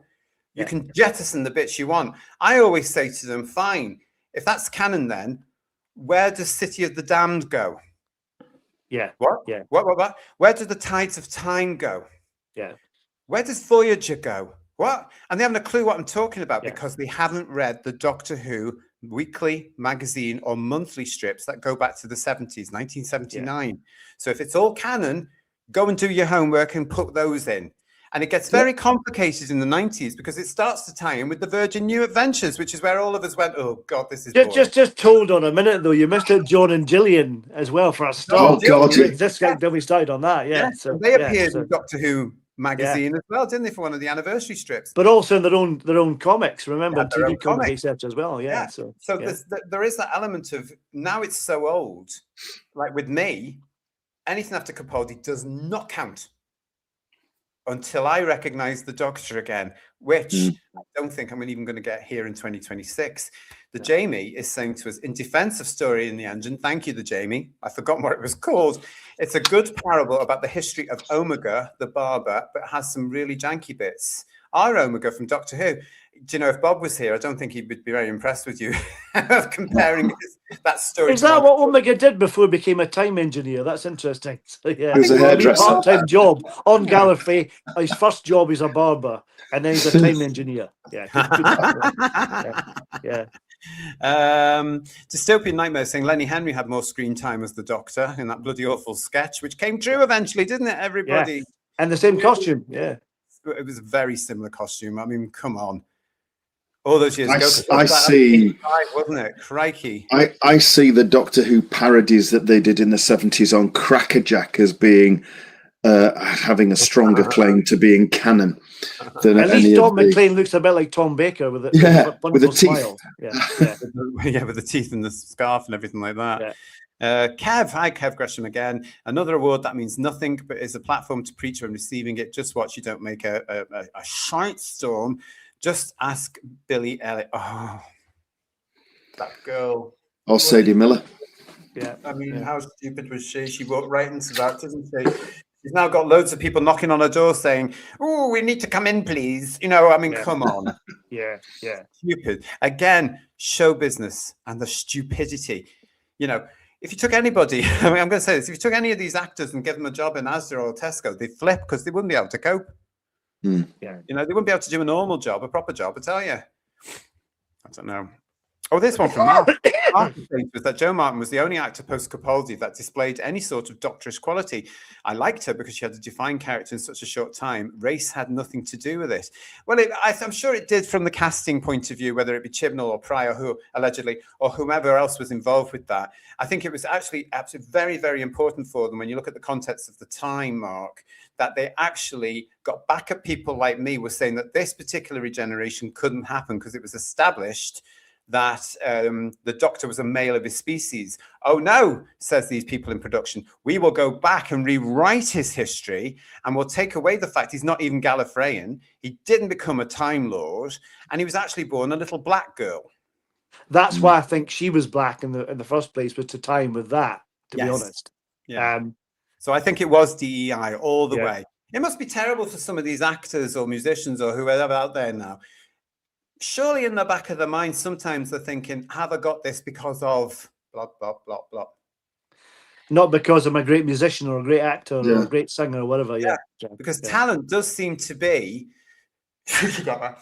not part of the equation anymore. Yeah. It's an interesting topic, everybody. We'll probably get mail now. So, yeah. Count 1970 Lives has joined us as well. Good to see you, Count 1970 Lives. I've been listening from the start, but doing jobs. I'm a busy boy. I know you are. I absolutely know you are.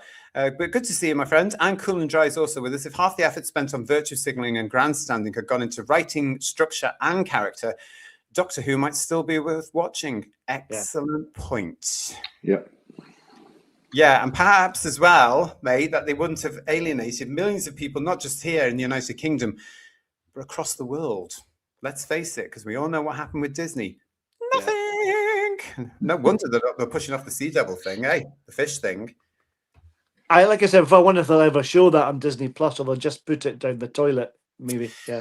I'm sure that our lovely Who viewers will tell us immediately when they know it's appearing on Disney Plus outside the UK. Won't you all, lovely viewers? Yes, you will. Who's Views 1@gmail.com. A super chat from Funky. Thank you, mate. I expected Jo Martin to replace Pertwee in the War Games in colour, and thankfully that didn't happen. Yes. Yeah. I think we were as well, weren't we, guys? We had that conversation, and a lot of people I know were going, "Oh God, I bet they're going to do this."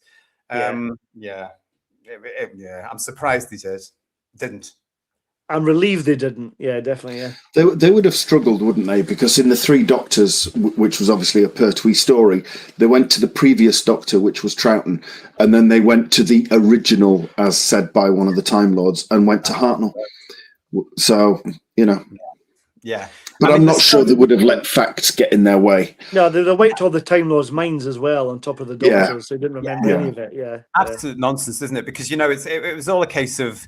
It was all a case of, we're going to rewrite this anyway. We don't care about the Three Doctors, the Five Doctors, Mordrin Undead, the TV movie. No, none of that happens. The Deadly Assassin, it doesn't matter at all. Idiots. They deserve everything they get. Part of me, and it's not nice to say this as a Doctor Who fan, I'm glad it flopped. But, let's see where it goes next. Glenn Piper wants to know, do you think Joe Martin should have been the Doctor instead of Jodie Whittaker? No females. No. I'm the same. I don't want a female Doctor. So no problem with the female Time Lord. Bring back Romana. Keep her as a female. Fantastic character. Yeah, create a new one. Bring back the Rani, but they did that and balls that up as well, didn't they? But do all that kind of thing. Fine, but no, don't gender swap. That's pandering to current wokery bollocks. And Bill Oddie's love child with us saying, I had my finger poised over the unsubscribe button as soon as Disney Plus does end up showing it. Really? Good for you. Yeah. Yeah. I wonder if they'll show it at all before the summer. I think it's unlikely, isn't it, now? Because we're in February now. Let us know, guys, when it comes on. When the fish thing happens, arrive on Disney Plus, because they might not tell us, because we've had our version, we've had it both around. It's still around now on the iPlayer and stuff like that. You can get it on DVD and Blu-ray now if you're desperate. But there you go. Well, listen, guys, fantastic chat as ever tonight. Thank you so much for joining us in the chat. It's lovely to see you. Please make sure you've subscribed. If you've already subscribed, please make sure you have still subscribed. I don't know, Bill Oddie's love child there. I got your email. It says hello to you at the top of the show in case you weren't with us for that. Have a great day at work. And also, can I just put out another message there? I did this a couple of weeks ago on one of our shows. Has anyone heard from Just Jordan? Just Jordan and her dad would join us for most of our shows here on Who's Views. She was with us a few weeks ago and she said her dad was in hospital. If she's watching or if her dad's watching, can you just give me an email, whosviews1@gmail.com. Just want to make sure you're okay because we haven't seen or heard from you. But if anybody knows Just Jordan or is in touch with her, please ask her to get in touch with me, whosviews1@gmail.com. Paul, Third Doctor Ian, great show. Thank you so much for being here. Thank you very much. Thank you. Can I give a message, JT, please? Yeah, I have a note to one of our loyal viewers who watches and listens to every show before they go to work, and I've got a little note. In my notebook. In my notebook here, and it is to Cherie. And Cherie, the note is, it's your turn this week to clean out Java's litter tray. And if you're going to eat sausages, just remember, Cherie, only half. Cherie, just half sausages, please. And she'll know what we mean. Is that some kind of coding, just to check? No, it is literally sausages. Only stick to halves, please. And I meant the whole message, to be fair. Yeah. Oh, no, that was all. Yeah, that was all. She's one of our viewers, and she'll know exactly what that is. She'll probably be howling right now. Yeah, preferably with laughter. Thanks, Cherie. Lovely to see you, darling. Hope you are well. And from the Lady Knightsbridge, bad weekend. I'm super grumpy. This stream has really cheered me up. Thanks, guys, and everyone in the chat. Take care and stay safe. Well, Lady Knightsbridge, yay! Don't be grumpy, darling. You're fabulous. So I hope you're going to be okay. I hope you're all right with that.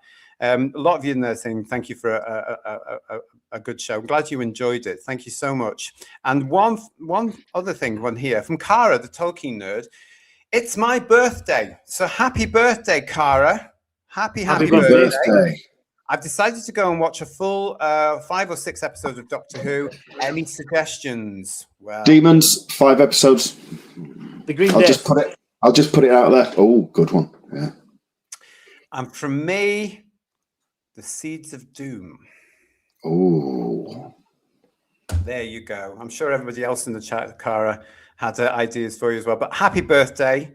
I hope you're having a lovely day. Release the sausages, says Legion of James. Where have I heard that before?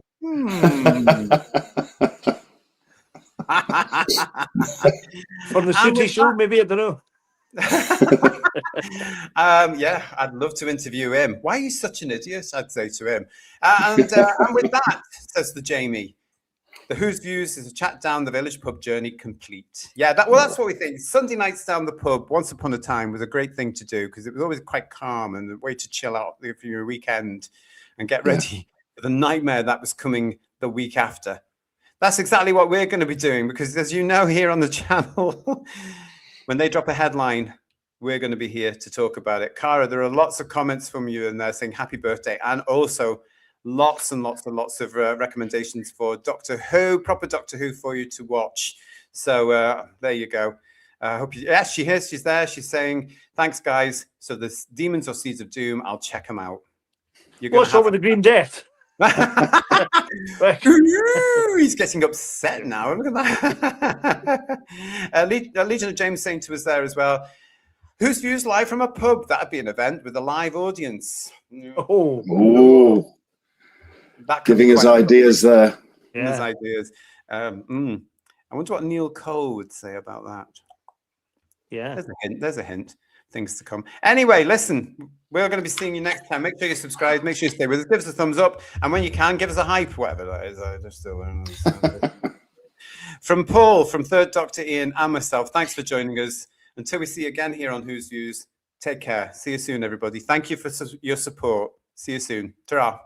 Good night, everyone. Bye-bye. Bye.